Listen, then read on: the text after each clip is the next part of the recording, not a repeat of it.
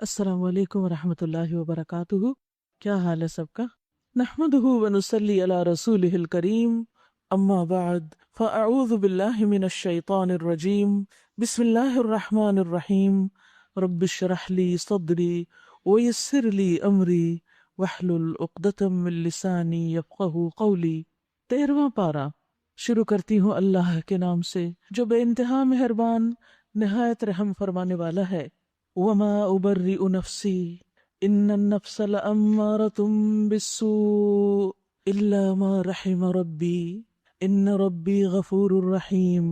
میں کچھ اپنے نفس کی برات نہیں کر رہا ہوں، نفس تو بدی پر اکساتا ہی ہے، الا یہ کہ کسی پر میرے رب کی رحمت ہو، بے شک میرا رب بڑا غفور الرحیم ہے۔ حقیقت یہ ہے کہ یہ معاملہ صرف یوسف علیہ السلام کے ساتھ نہیں، ہر انسان کے ساتھ نفس ہے، اور ہر انسان کا نفس اس کو اکساتا ہے، مختلف خواہشات کو سامنے پاتے ہوئے بعض اوقات بدی کی طرف انسان کو لے جاتا ہے۔ انسان کو اپنی خواہش کی تکمیل میں حلال اور حرام کی پرواہ نہیں کرنے دیتا۔ نفس کی خواہشات اتنی غالب آ جاتی ہیں کہ انسان ان کے ہاتھوں مجبور ہو کر بعض اوقات اپنے نفس کی تسکین کے لیے غلط راستے اختیار کر لیتا ہے۔ حلال پاس ہوتے ہوئے انسان جب اس سے بور ہو جاتا ہے تو پھر حرام راستے صرف پلیزر کے لیے اختیار کرنا شروع کر دیتا ہے۔ لیکن جس پر رب کی رحمت ہو وہ ان ساری اٹریکشنز کے باوجود اپنے آپ کو بچا لیتا ہے اللہ کے اذن سے۔ ہم سب کو بھی اپنے نفس کے شر سے بچنے کے لیے اللہ کی مدد مانگنی چاہیے۔ بعض اوقات ہمیں اپنے نفس کی خرابی کا پتہ ہوتا ہے، ہمیں اپنی خواہشات کا پتہ ہوتا ہے، ہمیں یہ بھی پتہ ہوتا ہے ہم غلط کر رہے ہیں، ہمارا ضمیر ہمیں روز ملامت کرتا ہے، یہ نہیں کرو، یہ کرنا تمہیں دنیا میں بھی رسوا کرے گا، آخرت کے اعتبار سے بھی تمہیں ذلیل و خوار کرے گا۔ لیکن اس کے باوجود انسان نفس کے ہاتھوں اتنا مجبور ہوتا ہے کہ نفس پر قابو نہیں پا سکتا۔ یعنی نفس اس بدکے ہوئے گھوڑے کی طرح ہوتا ہے کہ جس پر قابو پانا انتہائی مشکل ہوتا ہے۔ انسان خود اپنے آپ سے ہار جاتا ہے، اور پھر وہی ٹمپٹیشن ہوتی ہے اور وہ چیز سامنے آتی ہے اور پھر انسان بہک جاتا ہے۔ ایسے میں انسان کیا کرے؟ پھر انسان اللہ کو پکارے، اللہم آتی نفسی تقواہا، اے اللہ میرے نفس کو اس کا تقوی دے دے۔ انسان اللہ کے آگے روئے، اللہ سے مدد مانگے، اور اللہ سبحانہ وتعالیٰ سے کہے کہ یا اللہ میں جانتا ہوں میری یہ ویکنس ہے، میری یہ کمزوری ہے، میں اس پہ قابو نہیں پا رہا، تو میری مدد کر، تو مجھے میرے ہی نفس کے شر سے بچا۔ وَأَعُوذُ بِكَ مِن شَرِّ نَفْسِي وَشَرِّ الشَّيْطَانِ وَشَرَكِهِ۔ صبح شام کی دعاؤں میں جب یہ دعا پڑھے تو خاص طور پر توجہ کرے اس لفظ کی طرف کہ اللہ میں اپنے نفس کے شر سے اپنے آپ کو تیری پناہ میں دیتا ہوں، تیرے حوالے کرتا ہوں۔ اس لیے بہت ضروری ہے کہ ہم دعاؤں سے مدد لیں، اور پھر جب اللہ کا اذن ہوتا ہے، الا ما رحم ربی، جب رب کی رحمت ہو جاتی ہے تو انسان کو وہی چیز جس سے وہ حرام خوشی حاصل کر رہا تھا اس چیز سے نفرت ہو جاتی ہے، وہ چیز اس کو بری لگنے لگتی ہے، کیونکہ شیطان کا کام یہی ہے کہ وہ انسان کے سامنے برائیوں کو، برے کاموں کو اتنا خوشنما بنا دیتا ہے، اتنی زیادہ اس کے اندر اس کی انوالومنٹ کرا دیتا ہے کہ انسان پھر اس سے نکل نہیں پاتا۔ لیکن جب انسان نکل جاتا ہے اس سے تو پھر انسان خود کو ملامت کرتا ہے اور اللہ کا شکر بھی ادا کرتا ہے، اور اس چیز کو نفرت کی نگاہ سے دیکھتا ہے۔ یاد رکھیے کسی بھی گناہ سے توبہ کرنے کے بعد ضروری ہے کہ ہم اس گناہ کے خیال سے بھی مزہ نہ لیں بلکہ اس سے نفرت کریں، اور جب خیال آئے کہ ہم اس گناہ میں مبتلا تھے، چاہے وہ کسی کو بھی نہیں پتا، اللہ نے اس کو ڈھانپ لیا، اس پہ پردہ ڈال دیا، تو ہم پھر اللہ کا شکر ادا کریں اور ہم توبہ کرنے لگیں، یا رب میں کس مصیبت میں تھی، تو نے مجھے اس سے نکالا۔ تو یاد رکھیے کچھ بھی ناممکن نہیں، سب ممکن ہے۔ اگر آپ کسی ایسے ریلیشن شپ میں ہیں کہ جو حرام ہے، جو اللہ کو پسند نہیں، لیکن صرف بس ایک چھوٹی سی بات سے شروع ہو گیا، ایک رانگ کال سے، ایک رانگ میسج سے، اور آپ اس میں پھنس گئے، ٹریپ میں آ گئے، اب آپ کو سمجھ نہیں آ رہی کہ آپ نکلے کیسے، آپ نکلنا بھی چاہتے ہیں، اور خاص طور پر رمضان میں روزہ تو پھر دل کا روزہ ہے، اور اگر دل کسی حرام خیال میں ہی لذت لے رہا ہے تو پھر یہ روزہ کس قسم کا روزہ ہے؟ تو ایسے میں آپ دیکھیے خوشخبری ہے روزہ داروں کے لیے کہ ہر دن ان کی کوئی نہ کوئی دعا ضرور قبول ہوتی ہے. اس لیے ہمیں اس مہینے میں زیادہ سے زیادہ دعائیں کرنی چاہیے، اور صرف مانگنے کی دعائیں نہیں، بلکہ اپنے اندر کی جو بری عادتیں ہیں اور اپنے اندر کی جو کمزوریاں اور ویکنیسز ہیں اور شر ہے اپنے اندر کا، جسے ہم دیکھ رہے ہیں، پہچان رہے ہیں، اس کو دور کرنے کی بھی دعا کرنی چاہیے کہ یا اللہ تو مجھے اس سے نجات دے، کیونکہ تو نے یہ مہینہ مجھے دیا کہ میں تقوی حاصل کر سکوں، ٹو اٹین تقوی. تو اب وہ میں کیسے حاصل کر سکتی ہوں اگر میرے ساتھ یہ شر لگا ہوا ہے، میرے ساتھ وہ چیز لگی ہوئی ہے جسے تو ناپسند کرتا ہے، وہ گناہ لگا ہوا ہے جسے میں دنیا سے چھپا کے کر رہی ہوں. صرف اور صرف اللہ کی مدد سے ہی انسان ان چیزوں پہ قابو پا سکتا ہے. تو اس لیے وہ کہتے ہیں الا ما رحم ربی، جس پہ میرا رب رحم کر دے وہی نفس کے شر اور برائی سے نکل سکتا ہے. ان ربی غفور الرحیم، بے شک میرا رب غفور الرحیم ہے. بادشاہ نے کہا انہیں میرے پاس لاؤ تاکہ میں ان کو اپنے لیے مخصوص کر لوں. سبحان اللہ، ان کی قابلیت، اخلاق، ان کا احسان کا رویہ اختیار کرنا، محسنین میں سے ہونا. جب بادشاہ نے ان کی یہ سب باتیں سنی یوسف علیہ السلام کی، تو انہیں جیل خانے سے نکلوا کر اپنے لیے خالص کر لیا. اب یہاں سے وہ ساعت الاسرہ جو اتنی طویل ہو گئی تھی، کئی سالوں پر محیط ہو گئی تھی، اب اس کے ختم ہونے کی گھڑی آ گئی. اور کہاں قید خانہ اور کہاں شاہی محل، کہاں سے کہاں جا پہنچتے ہیں. فلما کلمہ، پھر جب یوسف علیہ السلام نے اس سے گفتگو کی، قال انک اليوم لدینا مکین امین، تو اس نے کہا اب آپ ہمارے ہاں قدر و منزلت رکھتے ہیں اور آپ کی امانت پر پورا بھروسہ ہے. تو وہ پہلا انٹرویو، وہ پہلی گفتگو جو بادشاہ کے ساتھ ہوئی، یوسف علیہ السلام نے اپنی کوالٹیز اور اپنی قابلیت کا سکہ منوا لیا. اس میں ان کی اصل حقیقت اب سامنے آ گئی. اب وہ ساری آزمائشوں سے نکل کر اس کام کے لیے تیار تھے جو انہیں ایک بہت بڑا کام کرنا تھا. یوسف علیہ السلام نے کہا قال جعلنی علی خزائن الارض، ملک کے خزانے میرے سپرد کر دیجئے، مجھے زمین کے خزانوں پر متعین کر دیجئے. انی حفیظ علیم، بے شک میں حفاظت کرنے والا بھی ہوں اور علم بھی رکھتا ہوں. مالی معاملات میں یہ دو بہت اہم کوالٹیز ہیں جس کے بغیر کسی کو مال کے معاملے میں ذمہ داری قبول نہیں کرنی چاہیے. ایک یہ ہے کہ آپ کو اکاؤنٹنگ آتی ہو، آپ کو پتا ہو، کیونکہ وہ رہے تھے عزیز مصر کے گھر، وہاں رہ کر انہوں نے یہ ساری قابلیت حاصل کر لی تھی، ان کے پاس یہ اسکل تھی. اور دوسری چیز امانت، کیونکہ مال ایک فتنہ ہے، مال انسان کو بہت جلد پھسلا لیتا ہے اور انسان نفس کی تعویلوں سے متاثر ہو کر کوئی نہ کوئی غلط کام کر بیٹھتا ہے. اور خصوصاً جب انسان اللہ کے مال پر متعین ہو، ڈونیشنز کی لین دین ہو، لوگوں کا مال ہو جس میں انوالو، وہاں تو یہ دونوں چیزیں بے حد ضروری ہیں. ایک شخص انتہائی امانت دار، متقی، پرہیزگار ہو سکتا ہے، لیکن اس کو حساب کتاب کی الف بے نہیں آتی، وہ اس کام کا اہل نہیں، وہ کوالیفائڈ نہیں، خواہ وہ کتنا ہی نیک ہے. اسی طرح ایک شخص حساب کتاب کا ماہر ہے لیکن امانت نام کی چیز نہیں اس میں، وہ بھی کوالیفائڈ نہیں.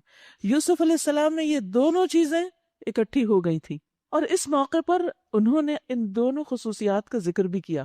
دیکھنے میں تو ایسا لگ رہا ہے جیسے انہوں نے اپنی تعریف کی کہ میں حفاظت بھی کر سکتا ہوں اور علم بھی رکھتا ہوں. تو کیا کسی موقع پر اپنی صلاحیتوں اور اپنی خوبیوں کا ذکر کیا جا سکتا ہے؟ جی، خاص حالات میں اپنی صفات کا ذکر کرنے کا جواز ملتا ہے. یعنی انسان کے پاس اگر کوئی علم ہے، کوئی اسکل ہے، تو وہ دوسروں کو بتا سکتا ہے کہ میں یہ کام جانتا ہوں.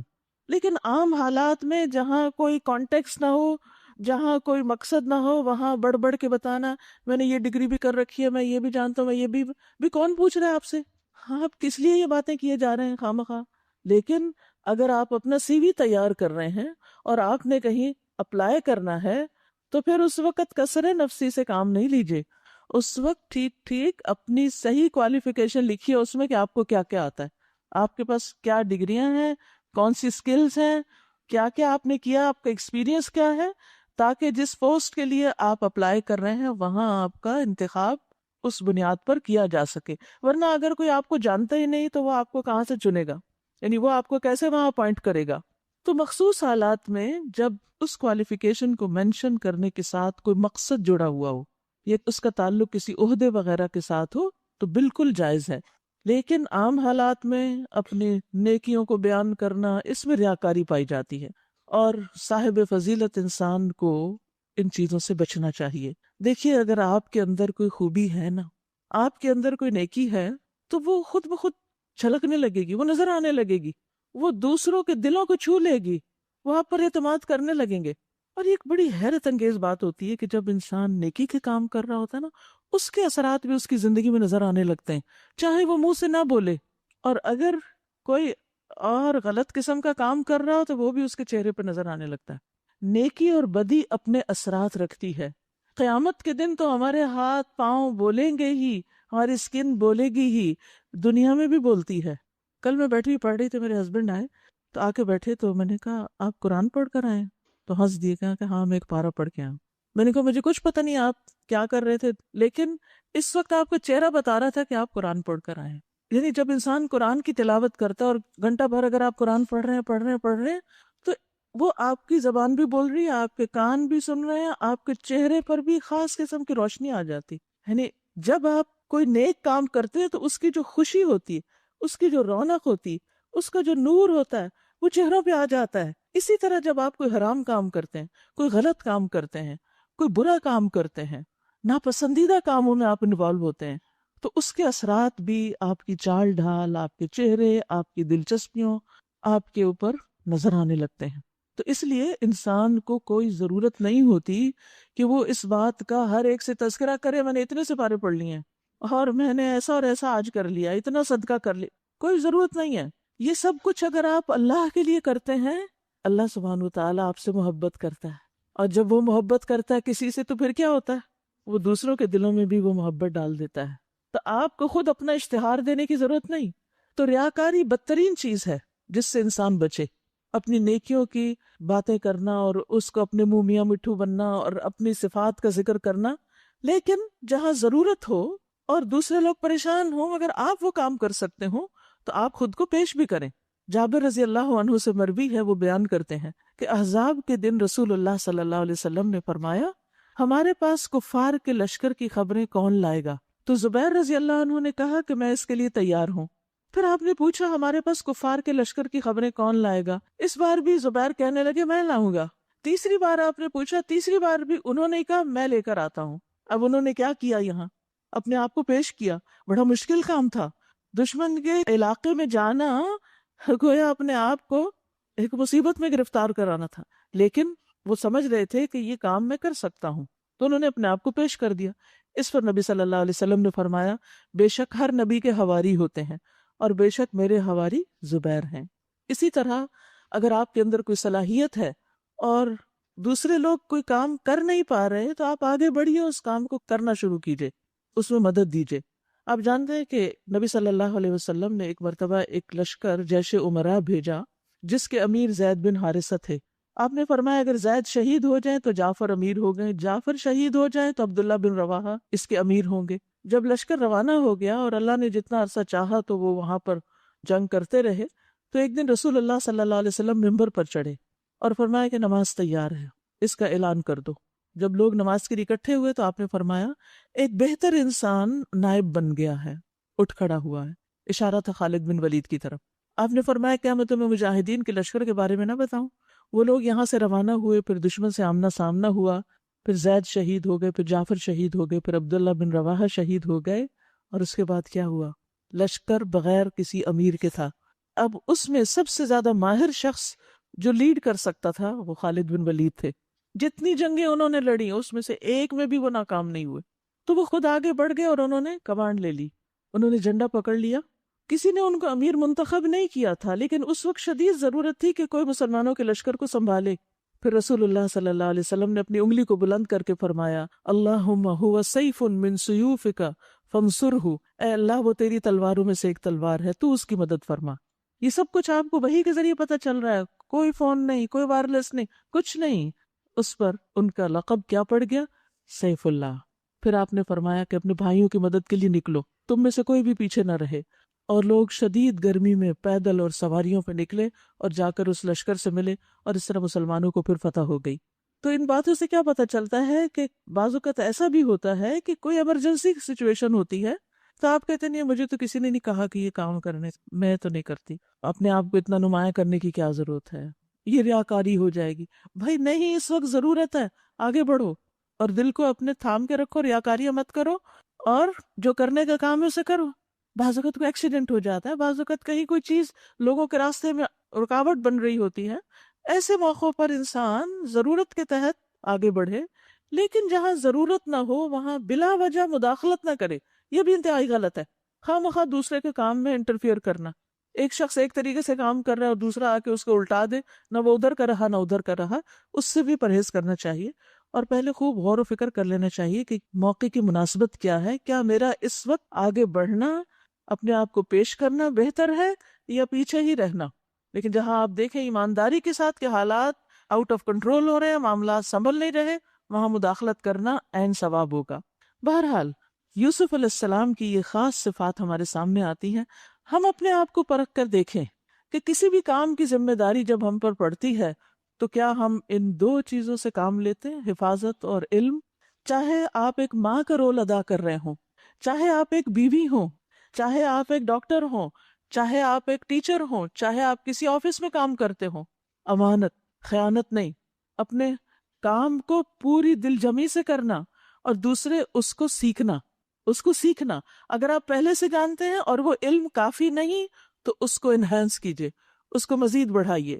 اب ہم دیکھتے ہیں صرف ایک پہلو کہ یوسف علیہ السلام پہ بڑی آزمائشیں آئیں اور وہ صبر کرتے رہے، لہٰذا وہ بہت اونچے درجے پہ پہنچ گئے، اور بھول جاتے ہیں کہ ان کے اندر یہ کوالٹیز بھی تھیں، اور ہم سوچتے ہیں ہمیں اتنی پریشانیاں آئی ہیں، ہم کیوں نہیں کسی اوپر درجے پہ پہنچ رہے۔ ساتھ یہ بھی تو دیکھیں ان پریشانیوں سے سبق کیا سیکھا ہم نے، مزید اپنا علم کو کتنا بڑھایا۔ فرمایا وَكَذَلِكَ مَكَّنَّا لِيُوسُفَ فِي الْأَرْضِ، اس طرح ہم نے اس سرزمین میں یوسف علیہ السلام کے لیے اقتدار کی راہ ہموار کی۔ وہ مختار تھا کہ اس میں جہاں چاہے اپنی جگہ بنائے، مکمل اختیارات دے دیے گئے ان کو، کہاں قید خانہ اور کہاں پوری آزادی۔ نصیب برحمتنا من نشاء، ہم اپنی رحمت سے جس کو چاہتے ہیں نوازتے ہیں۔ وَلَا نُضِيعُ أَجْرَ الْمُحْسِنِينَ، نیک لوگوں کا اجر ہمارے ہاں مارا نہیں جاتا، ضائع نہیں ہوتا۔ دیکھیے یہ بات بار بار آ رہی ہے کہ اللہ محسنین کا اجر ضائع نہیں کرتا۔ نیک کام کرنے والے، احسان کا رویہ اختیار کرنے والے کہیں پر بھی ہوں، اللہ سبحانہ وتعالیٰ ان کو اپنی مدد سے نوازتا ہے، ان کی محنت اور کوشش کو ضائع نہیں کرتا۔ لیکن محسنین کی ایک اہم کوالٹی کیا ہوتی ہے؟ ابن عباس کہتے ہیں کہ وہ صبر کرنے والے ہوتے ہیں۔ کوئی شخص نیکی پر جم ہی نہیں سکتا جب تک اس کے اندر صبر نہ ہو۔ یوسف علیہ السلام محسن تھے کس طرح؟ کیونکہ انہوں نے کنویں میں صبر کیا، باہر نکل کر بھائیوں کے بارے میں کوئی بری باتیں نہیں کہیں، غلامی اور جیل میں صبر کیا۔ اسی طرح انہوں نے اللہ کے ان حرام کاموں سے بھی صبر کیا جن کی طرف اس عورت نے ان کو دعوت دی تھی، یعنی جس کے گھر میں تھے اس عورت نے برائی کی طرف ان کو بلایا، لیکن انہوں نے انکار کر دیا۔ اگرچہ اس انکار کی پاداش میں جیل پہنچ گئے، لیکن پھر بھی صبر کیا۔ یہ ہوتا ہے محسن، کیونکہ جب تک صبر کی کوالٹی نہ ہو آپ احسان نہیں کر سکتے، آپ نیکی نہیں کر سکتے، آپ پھر برائی میں ملوث ہو جاتے ہیں اور محسن کی کیٹیگری سے نیچے اتر آتے ہیں۔ وَلَأَجْرُ الْآخِرَةِ خَيْرٌ لِّلَّذِينَ آمَنُوا وَكَانُوا يَتَّقُونَ، اور آخرت کا اجر تو ان لوگوں کے لیے زیادہ بہتر ہے جو ایمان لے آئے اور تقوی اختیار کرتے ہیں، یعنی گناہوں سے بچتے ہیں، ان کے لیے آخرت کا اجر ہے۔ پھر کیا ہوتا ہے؟ حالات پلٹتے ہیں۔ وَجَاءَ إِخْوَةُ یوسف علیہ السلام کے بھائی مصر آئے اور ان کے ہاں حاضر ہوئے۔ اس نے یعنی یوسف علیہ السلام نے انہیں پہچان لیا بھائیوں کو، مگر وہ اس سے ناآشنا تھے، وہ نہیں پہچان پائے کیونکہ وہ تو کنویں میں پھینک کے فارغ ہو چکے تھے۔ پھر جب اس نے ان کا سامان تیار کروا دیا تو چلتے وقت ان سے کہا اپنے سوتیلے بھائی کو بھی میرے پاس لانا۔ ان سے گفتگو باتوں میں پتہ چل گیا ہوگا کہ وہ موجود ہے، زندہ ہے اور پیچھے ہے۔ دیکھتے نہیں ہو کہ میں کس طرح پیمانہ بھر کر دیتا ہوں اور کیسا اچھا مہمان نواز ہوں۔ یہاں بھی وہ اپنی دو صفات کا ذکر کر رہے ہیں کیونکہ انہیں اب اپنے بھائیوں سے کچھ کام لینا ہے۔ اگر تم اسے نہ لاؤ گے تو میرے پاس تمہارے لیے کوئی غلہ نہیں، بلکہ تم میرے قریب بھی نہ پھٹکنا۔ انہوں نے کہا ہم کوشش کریں گے کہ والد صاحب اسے بھیجنے پہ راضی ہو جائیں، اور ہم ایسا ضرور کریں گے۔ یوسف علیہ السلام نے اپنے غلاموں کو اشارہ کیا کہ ان لوگوں نے غلے کے عوض جو مال دیا ہے وہ چپکے سے انہی کے سامان میں واپس رکھ دو۔ یہ یوسف علیہ السلام نے اس امید پر کیا کہ گھر پہنچ کر وہ اپنا واپس پایا ہوا مال پہچان جائیں گے یا اس فیاضی پہ پھر احسان مند ہوں گے، اور عجب نہیں کہ پھر پلٹیں، یعنی یہ مال اس لیے رکھا تاکہ واپس آئیں۔ جب وہ اپنے باپ کے پاس گئے تو کہا، ابا جان، آئندہ ہمیں غلہ دینے سے انکار کر دیا گیا ہے، لہٰذا آپ ہمارے بھائی کو ہمارے ساتھ بھیج دیجئے تاکہ ہم غلہ لائیں، یعنی اس کے حصے کا ہم نہیں لا سکتے اور ہمیں بھی کچھ نہیں ملے گا اگر ہم اس کو چھوڑ کر گئے، اور اس کی حفاظت کے ہم ذمہ دار ہیں۔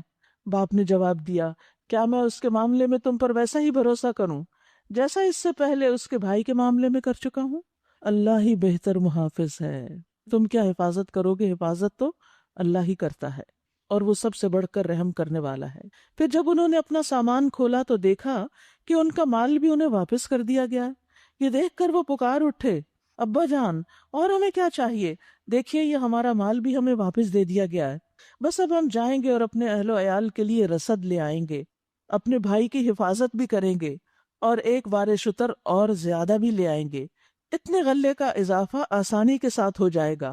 ان کے باپ نے کہا، میں اس کو ہرگز تمہارے ساتھ نہیں بھیجوں گا جب تک کہ تم اللہ کے نام سے مجھے عہد و پیمان نہ دو، قسم کھا کے وعدہ نہ کرو جب تک نہیں بھیجوں گا کہ اسے میرے پاس ضرور واپس لے کر آؤ گے، الا یہ کہ تم گھیر ہی لیے جاؤ، پھر اور بات ہے، کیونکہ اس زمانے میں سفر کوئی آسان نہیں تھے، بہت سے خطرات ہوتے تھے راستے میں۔ پہلے کہ یہ تو پھر الگ بات ہے کہ تمہیں کوئی پکڑ لے، ورنہ تم اس کو بھی واپس لاؤ گے۔ جب انہوں نے اس کو اپنے اپنے پیمان دیے تو اس نے کہا، دیکھو ہمارے اس قول پر اللہ نگہبان ہے۔ وقال یا بنی لا تدخلوا من باب واحد وادخلوا من ابواب متفرقہ۔ پھر اس نے کہا، میرے بچوں، مصر کے دارالسلطنت میں ایک دروازے سے داخل نہ ہونا بلکہ مختلف دروازوں سے جانا۔ یہ انہوں نے کیوں کہا تھا؟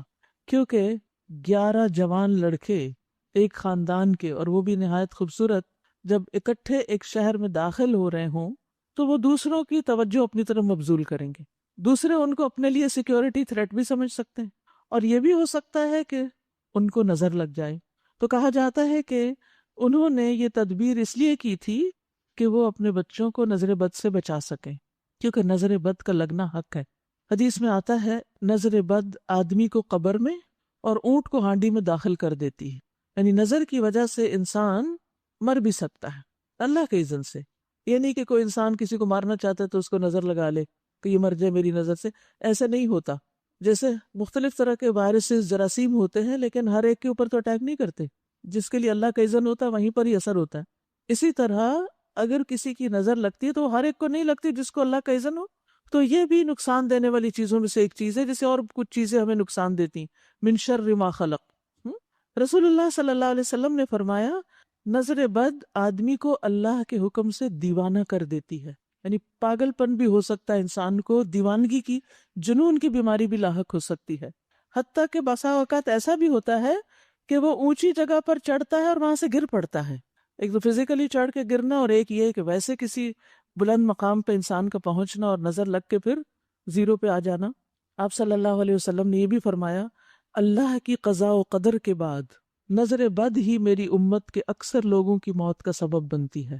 اسی طرح کچھ بیماریاں بھی اس سے لگ جاتی ہیں، جیسے آپ نے فرمایا کہ بے شک نظر بد آدمی کو اللہ کے حکم سے دیوانہ کر دیتی ہے۔ یہ دیوانگی کی بیماری کس سے لگتی ہے؟ یعنی بعض اوقات نظر سے لگتی ہے۔ اسی طرح کچھ بیماریاں ایسی ہوتی ہیں جن کا کوئی سر پیر نہیں ہوتا، کچھ پتہ نہیں چلتا کہ کیا مرض ہے، اس میں بھی ایسا ہو سکتا ہے کہ نظر لگی ہو۔ ام سلمہ رضی اللہ عنہا سے مروی ہے کہ نبی صلی اللہ علیہ وسلم نے ان کے گھر میں ایک لڑکی دیکھی جس کے چہرے پر کالے دھبے پڑ گئے تھے۔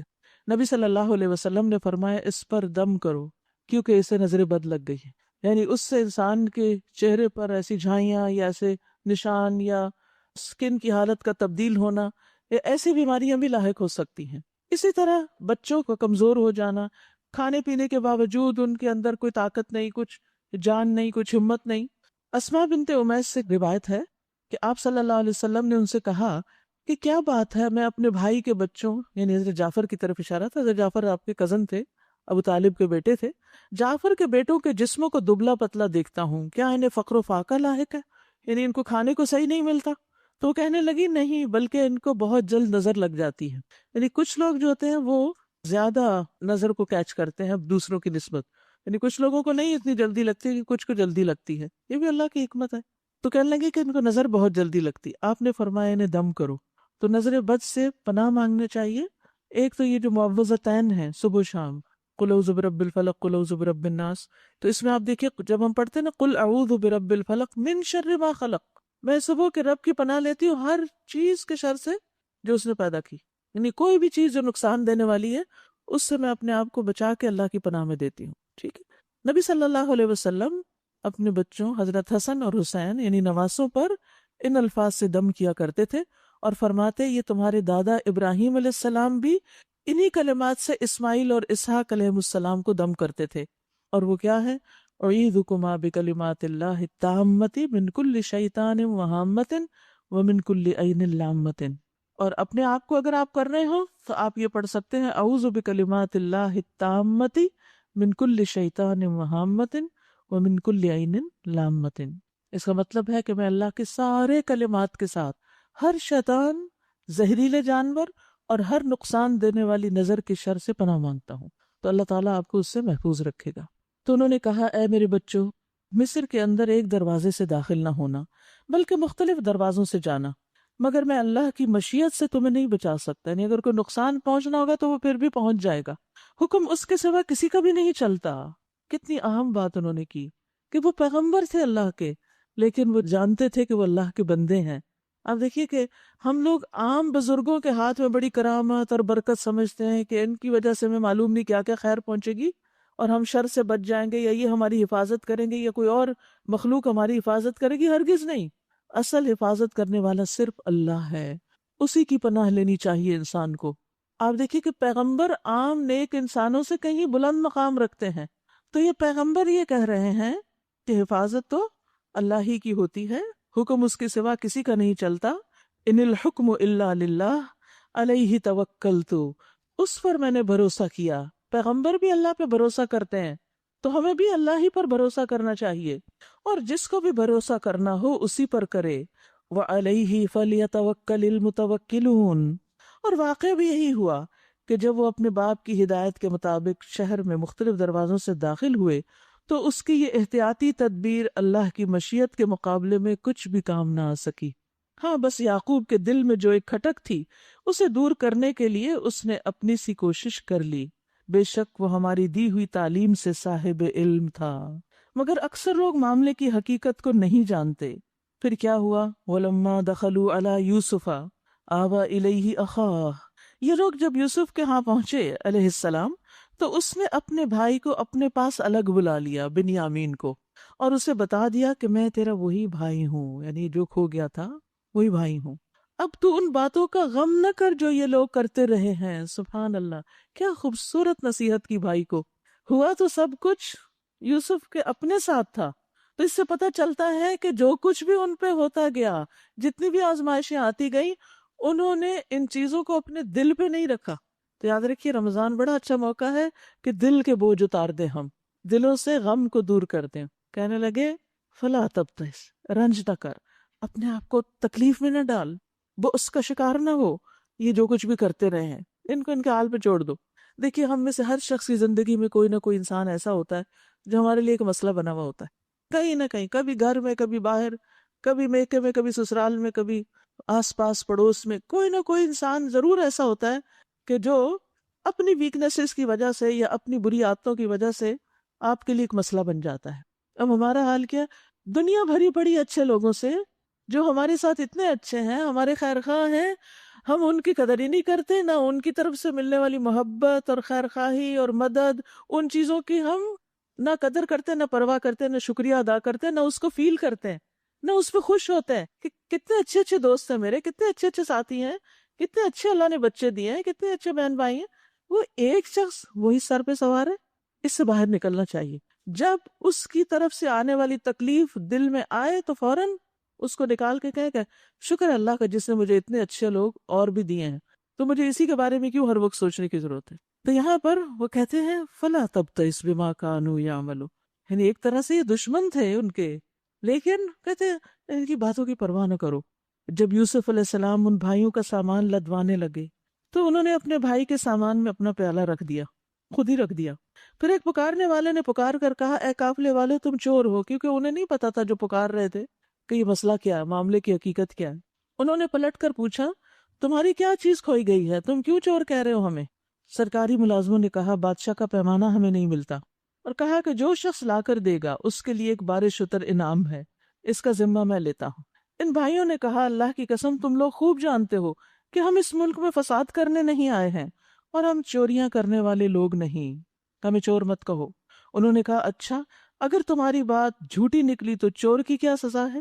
انہوں نے کہا اس کی سزا جس کے سامان میں سے چیز نکلے وہ آپ ہی اپنی سزا میں رکھ لیا جائے، یعنی اسی کو پکڑ لیا جائے، چور کو پکڑ کے قید کر لیا جائے۔ ہمارے ہاں تو ایسے ظالموں کو سزا دینے کا یہی طریقہ ہے۔ اب دیکھیے کہ یہ چونکہ ابراہیم علیہ السلام کے خاندان کے لوگ تھے اور ان کی شریعت میں یہی تھا کہ چور کو غلامی میں دے دیا جائے۔ تب یوسف نے اپنے بھائی سے پہلے ان کی یعنی دیگر بھائیوں کی خرجیوں کی تلاشی لینی شروع کر دی، پھر اپنے بھائی کی خرجی سے گمشدہ چیز برآمد کر لی۔ اس طرح ہم نے یوسف علیہ السلام کی تائید اپنی تدبیر سے کی۔ اس کا یہ کام نہ تھا کہ بادشاہ کے دین یعنی مصر کے شاہی قانون میں اپنے بھائی کو پکڑتا، یعنی جس ملک میں رہتے وہاں کا قانون یہ نہیں تھا کہ وہ کسی چور کو پکڑ کے رکھ لے، لیکن جس شریعت کو وہ خود فالو کر رہے تھے اس میں یہ قانون تھا، اب یہاں وہ فیصلہ اس قانون کے مطابق کر رہے ہیں۔ اللہ یہ کہ اللہ ہی ایسا چاہے، نرفع درجات من نشاء، ہم جس کے چاہتے ہیں درجات بلند کر دیتے ہیں، وفوق کل ذی علم علیم، اور ہر علم والے کے اوپر ایک علم والا اور بھی ہے، اور سب پر زیادہ علم رکھنے والا، بڑا علم والا خود اللہ رب العزت ہے۔ ان بھائیوں نے کہا یہ چوری کرے تو کچھ تعجب کی بات نہیں، اس سے پہلے اس کا بھائی یوسف بھی چوری کر چکا ہے، یہاں بھی نہیں چھوڑا۔ یوسف ان کی یہ بات سن کر پی گئے، کتنے سمجھدار تھے، کچھ نہیں بولے، پتا تھا، خاموشی اختیار کی۔ اگر ہمارے بارے میں کوئی ایسی بات کہے تو ہم چپ رہ سکتے ہیں؟ یہی تو صبر ہوتا ہے کہ بہت دفعہ غلط قسم کی باتیں سن کر بھی انسان خاموشی اختیار کرے اور وقت آنے پر اس کو کھولے، اس کی حقیقت بتائے۔ بعض لوگ کہتے ہیں اچھا کوئی ہم پہ غلط الزام لگاتا رہے، غلط غلط باتیں کرتا رہے تو ہم چپ رہیں۔ بھئی اس وقت چپ رہو، ہمیشہ کے لیے چپ رہنے کو نہیں کہا جا رہا، کیونکہ اس وقت کا بولنا فائدہ نہیں دے گا، اس وقت بولو جب بولنا فائدہ دے، یہی حکمت ہوتی ہے۔ تو اب اس وقت اگر یوسف علیہ السلام کہتے میں یوسف ہوں اور تم مجھے چور کہہ رہے ہو تو کیا ہوتا؟ وہ بات نہ بنتی۔ یوسف علیہ السلام کے سامنے کوئی اور مقصد تھا، وہ ابھی کچھ اور کرنا چاہتے تھے۔ اب کیا ہوا؟ ان کی یہ بات سن کے وہ خاموش ہو گئے، حقیقت ان پہ نہ کھولی، بس دل میں یہ کہہ کے رہ گئے کہ بڑے ہی برے لوگ ہو تم، میرے منہ پہ مجھے الزام لگا رہے ہو، جو الزام تم لگا رہے ہو اس کی حقیقت اللہ خوب جانتا ہے، واللہ عالم بما تصفون۔ یہ کتنا خوبصورت جملہ ہے۔ جب بھی کوئی آپ پر الزام لگائے، جب بھی کوئی آپ کے بارے میں غلط فہمی کا شکار ہو، تو اس وقت انسان اپنی صفائی پیش کرنے کے بجائے اور اپنا فوری دفاع کرنے کی بجائے کیا کہے؟ اللہ کو زیادہ پتا ہے جو بھی تم کہہ رہے ہو کہ اس کی حقیقت کیا ہے، اور پھر ٹائم لے، اور ٹائم لے کر معاملے کی حقیقت کو واضح کرے، کیونکہ ہر چیز کے دو رخ ہوتے ہیں۔ بعض اوقات ہمارے سامنے ایک رخ ہوتا ہے، ہم اس کو دیکھ کر کسی کو الزام دینا شروع کر دیتے ہیں، جبکہ دوسری طرف کچھ اور حقیقت ہوتی۔ کچھ دن پہلے ایک تحریر میں نے پڑھی تھی جس میں یہ تھا کہ کسی کے محلے میں ایک خاتون آ کے رہنے لگی جس کے 2 چھوٹے بچے تھے، اور بہت ہی خوبصورت خاتون تھی، اور بہت زیادہ اپنے اوپر پرفیوم چھڑک کر رکھتی ہے، لیکن گھر میں کوئی کام کاج نہیں کرتی تھی، بچوں کو بھی باہر چھوڑ دیتی، بچے ہمسایوں کے ہاں کھانا وانا کھاتے، تو سارے ہمسائے جو تھے وہ ان کے بارے میں بہت برا سوچنے لگے، کیونکہ ان کے گھر کے باہر کچھ گاڑیاں بھی آ کے رکتی تو وہ سمجھتے تھے کہ کوئی بدکار عورت ہے۔ اب ہوا یہ کہ کچھ دنوں کے بعد وہ عورت فوت ہو گئی۔ بعد میں پتہ چلا کہ وہ ایک ایسے مرض کا شکار تھی کہ جس میں وہ زیادہ کپڑے نہیں پہن سکتی تھی، اس کے کپڑے بھی کم ہوتے تھے، اور اس کی سکن سے اتنی بو اٹھتی تھی کہ اسے ہر وقت اپنے اوپر پرفیوم چھڑکنا پڑتا تھا، کیونکہ اس کا شوہر فوت ہو چکا تھا، وہ اکیلی رہ رہی تھی، اور جو لوگ اس کے پاس آتے تھے وہ ایک وکیل تھا اور ایک اس کا شاید بھائی تھا یا کون، جو آ کے اس کے سارے معاملات کو سلجھا رہا تھا کہ اب یہ بستر مرگ میں پڑی ہوئی ہے، کسی وقت بھی جا سکتی ہے، تو اس کی پراپرٹی، کیونکہ نہایت امیر عورت، اس کی پراپرٹی، ان چیزوں کا کیا کیا جائے۔ لیکن وہ چند لوگوں کا اس گھر میں آنا اور اس کا خوشبو چھڑکنا اور بہت خوبصورت ہونا اور ہلکے کپڑے پہننا اور بچوں کی پرواہ نہ کرنا، یہ سب کچھ لوگوں کو کن غلط فہمیوں میں مبتلا کر گیا، جبکہ حقیقت کچھ اور تھی، بالکل ٹوٹلی کچھ اور۔ تو بعض اوقات ایسا بھی ہوتا ہے کہ آپ یہ کہہ سکتے ہیں میں نے اپنی آنکھوں سے یہ سب کچھ دیکھا، لیکن پھر بھی معاملے کی حقیقت کچھ اور ہو سکتی ہے. اس لیے تحقیق کیجیے، کسی کے بارے میں بھی آخری نتیجے تک پہنچنے سے پہلے تحقیق کیجیے کہ حقیقت کیا ہے. فوری طور پر ججمنٹل نہ ہو اور لوگوں کے بارے میں بدگمانیاں نہ شروع کر دیں. انہوں نے کہا اے سردار ذی اقتدار، ابھی چور کہہ رہے تھے اور ابھی عزیز کہہ رہے ہیں. اس کا باپ بہت بڑا آدمی ہے، اس کی جگہ آپ ہم میں سے کسی کو رکھ لیجئے، ہم آپ کو بڑا ہی نیک نفس پاتے ہیں. انا نراک من المحسنین. یوسف علیہ السلام واقعی محسن تھے. قید خانے والے بھی کیا کہتے ہیں؟ انا نراک من المحسنین. اور یہ بھائی بھی آگے کیا کہتے ہیں؟ انا نراک من المحسنین. کیونکہ جو محسن ہوتا ہے وہ ہر جگہ ہی محسن ہوتا ہے. حقیقی محسن ہر جگہ اچھا کرتا ہے. کچھ لوگ ہوتے ہیں ایک شخص سے ملتے ہیں بڑے اچھے اخلاق سے، دوسرے سے ملتے ہیں بد اخلاقی سے. ایسے لوگ محسن نہیں ہوتے. محسن امیر ہو، غریب ہو، عالم ہو، جاہل ہو، سب سے اچھا اخلاق برتتے ہیں. یعنی احسان کا درجہ کیا ہے کہ جو آپ سے چھوٹا ہے اس کی بھی عزت کریں، جو آپ سے بڑا ہے اس کی تو آپ کریں گے، جو اپنے ساتھ والے ہیں ان کی بھی عزت کریں. یہی اچھا اخلاق ہے. کیونکہ بعض اوقات ہم اپنے کسی مقام کو فار گرانٹیڈ لینے لگتے ہیں. چونکہ میں ماں ہوں نا، اس لیے میں بچوں کے ساتھ کچھ بھی کر سکتی ہوں. بھئی کس نے آپ کو یہ حق دیا ہے؟ کیا اللہ نے آپ کو حق دیا کہ آپ انتہا درجے کی بد اخلاقی کریں؟ میں استاد ہوں نا، میں جیسے چاہوں ڈانٹوں. یہ کہاں لکھا ہوا ہے؟ نہیں. چاہے آپ کسی بھی مقام پہ، کسی بھی عہدے پر ہیں، کتنی بھی بڑی جگہ پر ہیں، اگر آپ واقعی محسن ہیں تو آپ اپنے سے نیچے والے چھوٹے والوں کے ساتھ برا نہیں کریں گے، اپنی حدود میں رہیں گے، اچھے اخلاق میں رہیں گے. ہم یہ سب باتیں پڑھتے تو ہیں، لیکن مقصد تو یہی ہے کہ یہ ہماری زندگی میں آئے. اگر ہم روزہ رکھ کر بھی اچھے اخلاق کا مظاہرہ نہیں کرتے اپنے ساتھیوں کے ساتھ، اپنے دوستوں کے ساتھ، تو پھر ہم کب کریں گے؟ ہم دن کو قرآن سنتے ہیں، رات کو تراویح پڑھتے ہیں، پھر روزہ رکھتے ہیں اور پھر زبان قابو نہیں کر پاتے. گھر والوں، بچوں کے ساتھ، شوہر کے ساتھ، ہر ایک کے ساتھ بدتمیزی، بد اخلاقی. یہ کس قسم کا روزہ ہے؟ یہ کیسا تقویٰ ہے؟ یہ کیسا احسان ہے؟ ہم کب بدلیں گے؟ ہم کیوں نہیں اپنے حال کے بارے میں سوچتے؟ جب تک ہم نہیں بدلتے یہ سب باتیں ہمیں فائدہ نہیں دیں گی. تو سب سے زیادہ فوکس ہمیں اس مہینے میں اور اس سارے اپرچونٹی کو حاصل کرتے ہوئے اپنے اوپر رکھنا چاہیے کہ میرے اندر کیا تبدیلی آ رہی ہے. اور سب سے پہلی تبدیلی دل میں آئے گی. دل بدلے گا تو ظاہر بدلے گا. یوسف علیہ السلام نے کہا اللہ کی پناہ، دوسرے کسی شخص کو ہم کیسے رکھ سکتے ہیں؟ یہ کیا تم مشورہ دے رہے ہو؟ جس کے پاس ہم نے اپنا مال پایا ہے اس کو چھوڑ کر دوسرے کو رکھیں گے تو ہم ظالم ہوں گے. پھر جب وہ یوسف علیہ السلام سے مایوس ہو گئے تو ایک گوشے میں جا کر آپس میں مشورہ کرنے لگے. ان میں سے جو سب سے بڑا تھا وہی جس نے کہا تھا کہ یوسف کو مت قتل کرو، وہ بولا تم نہیں جانتے کہ تمہارے والد نے تم سے اللہ کے نام پہ عہد و پیمان لیا ہے، تم قسمیں کھا کے آئے ہو، اور اس سے پہلے یوسف کے معاملے میں جو زیادتی تم کر چکے ہو وہ بھی تمہیں معلوم ہے. اب میں تو یہاں سے ہرگز نہیں جاؤں گا جب تک میرے والد مجھے اجازت نہ دیں، یا پھر اللہ ہی میرے حق میں کوئی فیصلہ فرما دے کہ وہ سب سے بہتر فیصلہ کرنے والا ہے. اللہ اکبر. یہ کتنا خوبصورت کلام ہے. وَهُوَ خَيْرُ الْحَاكِمِينَ. اب دیکھیے اگر ہماری زندگی میں کچھ بھی ہو رہا ہے نا جو ہمیں ناپسند ہے تو تقدیر کے فیصلے وہ بھی تو اللہ ہی کرتا ہے نا. ان کو قبول کرنے میں بھی آپ کیا کہا کریں.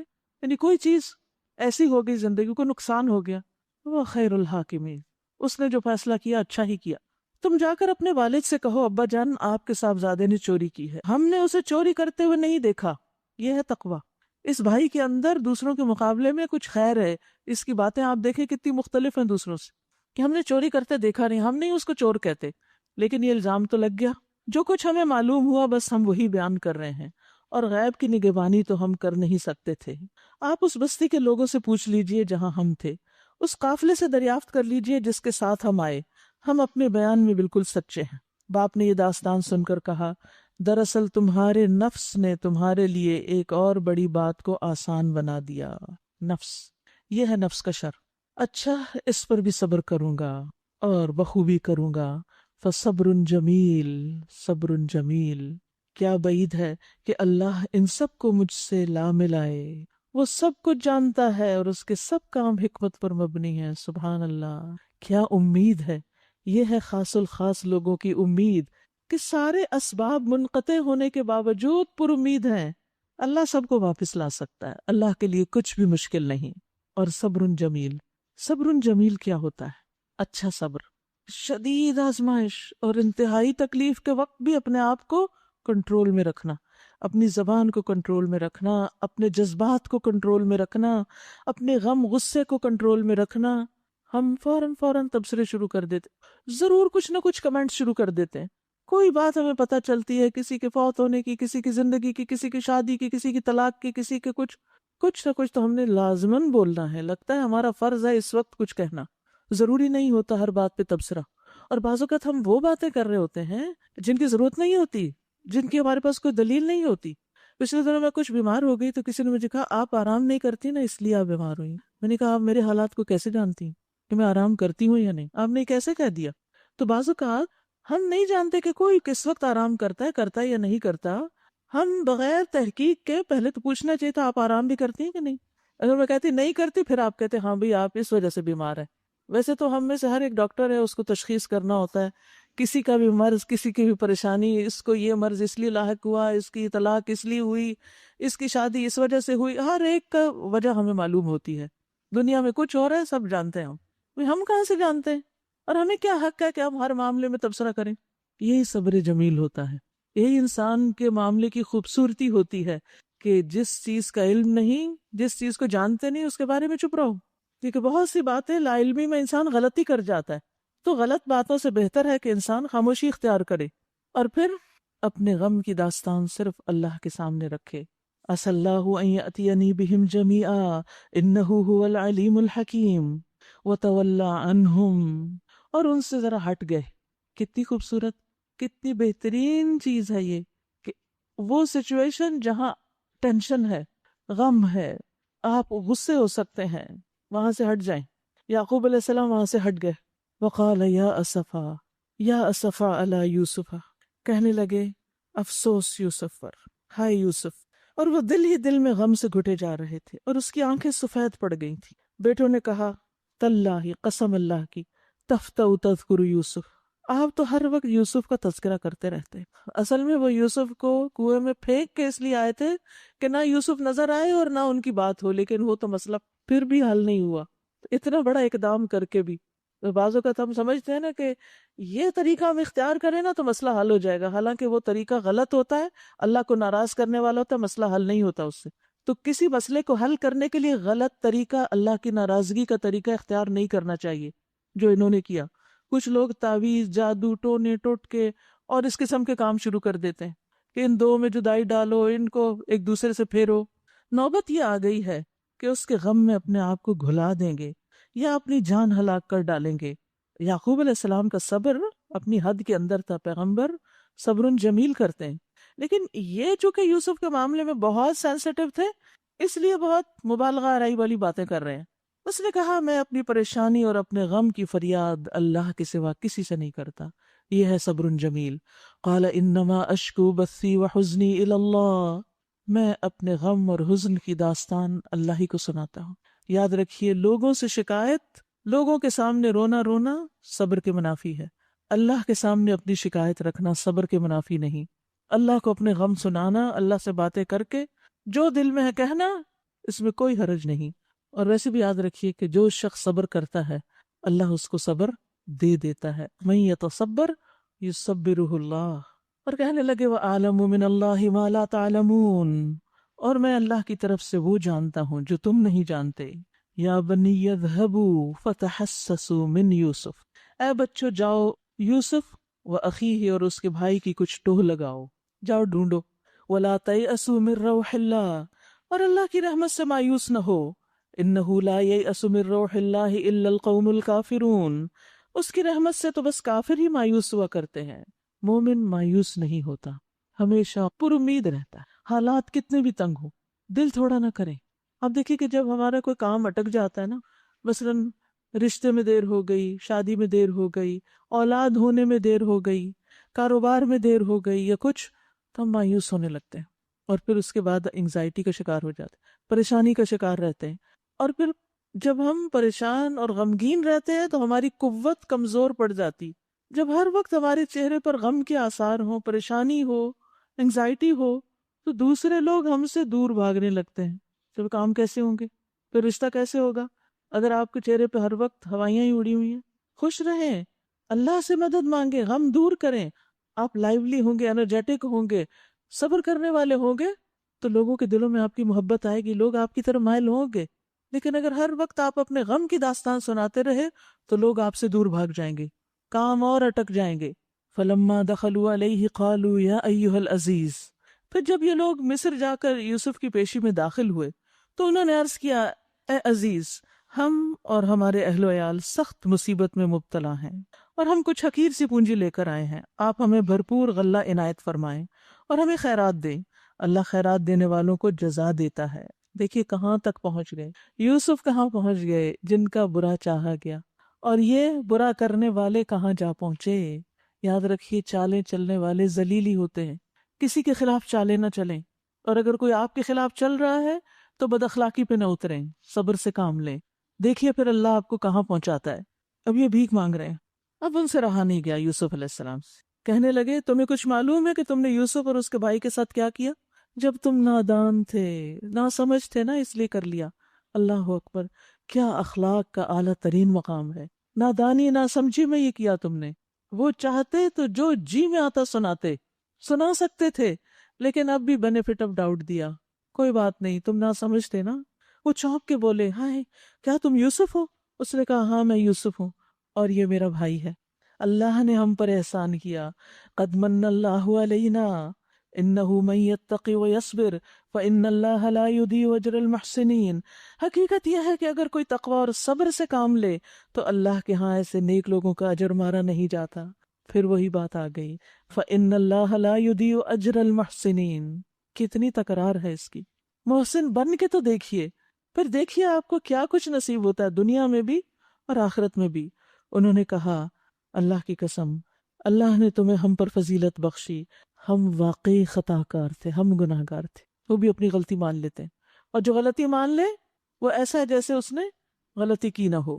اس نے جواب دیا، آج تم پر کوئی گرفت نہیں، کوئی پکڑ نہیں، اللہ تمہیں معاف کرے.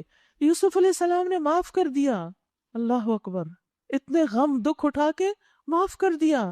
کیا ہمارے ساتھ کسی نے اس سے بھی زیادہ کوئی بڑی زیادتی کی ہوگی جس کو ہم معاف نہیں کر پا رہے؟ اللہ تمہیں معاف کرے، وہ سب سے بڑھ کر رحم فرمانے والا ہے. جاؤ میرا یہ قمیص لے جاؤ اور میرے والد کے منہ پہ ڈال دو، ان کی بینائی پلٹ آئے گی. اور اپنے سب اہل و عیال کو میرے پاس لے آؤ. سبحان اللہ، جس قمیص سے غم آیا تھا اسی قمیص سے خوشخبری آ رہی ہے. وہی انسان جو ہمارے لیے دکھ کا باعث ہے، کل وہی انسان خوشی کا بھی ہو سکتا ہے. اللہ کی رحمت سے نا امید نہ ہو، محسن بنتے رہیں، محسن بنے رہیں. آج جس شخص سے آپ کو پرابلم ہے نا، کل وہی آپ کے لیے سب سے بڑا خیر خواہ ہو سکتا ہے. آپ کا کوئی ایسا کام کر سکتا ہے جو دوسرا کوئی نہ کرے. اس لیے صبر سے کام لیں. قمیص پر جھوٹا خون لگا کر جب یعقوب علیہ السلام کے سامنے رکھا گیا تو وہ غم میں ڈوب گئے، اور یوسف ہی کا قمیص جب پہنچا تو ان کی بینائی لوٹ آئی. تو یاد رکھیے کہ انسان کے لیے بعض غم خوشی لانے کا سبب بھی ہوتے ہیں، بعض ناکامیاں کامیابیوں کا زینہ بنتی ہیں. اور کبھی ایک ہی شخص سے ایک وقت میں ایک بات سنتے ہیں، ہم رونے لگتے ہیں، اور دوسری سنتے ہیں ہم ہنسنے لگتے ہیں. حضرت فاطمہ کو نبی صلی اللہ علیہ وسلم نے بلایا جب آپ کی مرض الوفات کا وقت تھا. آپ نے ان کے کان میں ایک بات کہی، وہ رونے لگی. پھر آپ نے دوبارہ ایک کان میں بات کی تو ہنسنے لگی. ایک ہی وقت میں. اور یہ انسان کے اوپر کئی دفعہ ایسی کیفیات ہوتی، اس لیے مایوس نہ ہو. حالات ضرور بدلیں گے، بس اپنے آپ کو بدل لیں. جب یہ قافلہ مصر سے روانہ ہوا تو ان کے باپ نے کنعان میں کہا، میں یوسف کی خوشبو محسوس کر رہا ہوں. تم لوگ کہیں یہ کہنے نہ لگو کہ میں بڑھاپے میں سٹھیا گیا ہوں. گھر کے لوگ بولے، اللہ کی قسم آپ ابھی تک اپنے اسی پرانے خط میں پڑے ہوئے. پھر جب خوشخبری لانے والا آیا تو اس نے یوسف کا قمیص یعقوب علیہ السلام کے منہ پہ ڈال دیا اور یکایک اس کی بینائی لوٹ آئی. تب اس نے کہا، میں تم سے کہتا نہ تھا، میں اللہ کی طرف سے وہ کچھ جانتا ہوں جو تم نہیں جانتے. سب بول اٹھے، ابا جان، یا ابا نستغفر لنا ذنوبنا، آپ ہمارے گناہوں کی بخشش کی دعا کریں. اپنی خطاؤں کو اعتراف وہ کر چکے تھے اور اب دعا کے لیے کہہ رہے ہیں. واقعی ہم خطا کار تھے. انہوں نے کہا، میں اپنے رب سے تمہارے لیے معافی کی درخواست کروں گا. اسی وقت نہیں کی، ان کا خیال ہو کہ تہجد کے وقت ہی، کسی قبولیت کے وقت، کیونکہ وہ بھی تو بچے ہی تھے نا. وہ بڑا معاف کرنے والا اور رحیم ہے. جب یہ لوگ یوسف کے پاس پہنچے تو اس نے اپنے والدین کو اپنے ساتھ بٹھا لیا اور اپنے سب کنبے والوں سے کہا، چلو اب شہر میں چلو، اللہ نے چاہا تو امن چین سے رہو گے. شہر میں داخل ہونے کے بعد اس نے اپنے والدین کو اٹھا کر اپنے پاس تخت پر بٹھایا اور سب اس کے آگے بے اختیار سجدے میں جھک گئے۔ یوسف نے کہا ابا جان یہ تعبیر ہے میرے اس خواب کی جو میں نے پہلے دیکھا تھا، جہاں سے مشکل کھڑی ہوئی تھی۔ میرے رب نے اسے حقیقت بنا دیا۔ اس کا احسان ہے کہ اس نے مجھے قید خانے سے نکالا اور آپ لوگوں کو صحرا سے لا کر مجھ سے ملا دیا، حالانکہ شیطان میرے اور میرے بھائیوں کے درمیان فساد ڈال چکا تھا۔ واقعہ یہ ہے کہ میرا رب غیر محسوس تدبیروں سے اپنی مشیت پوری کرتا ہے، بے شک وہ علیم اور حکیم ہے۔ اے میرے رب تو نے مجھے حکومت بخشی اور مجھے باتوں کی تہ تک پہنچنا سکھایا، گہرا علم دیا۔ فاطر السماوات والارض انت ولی فی الدنیا والآخرہ توفنی مسلما والحقنی بالصالحین۔ زمین و آسمان کے بنانے والے، تو ہی دنیا اور آخرت میں میرا سرپرست ہے، میرا خاتمہ اسلام پر کر اور انجام کار مجھے صالحین کے ساتھ ملا۔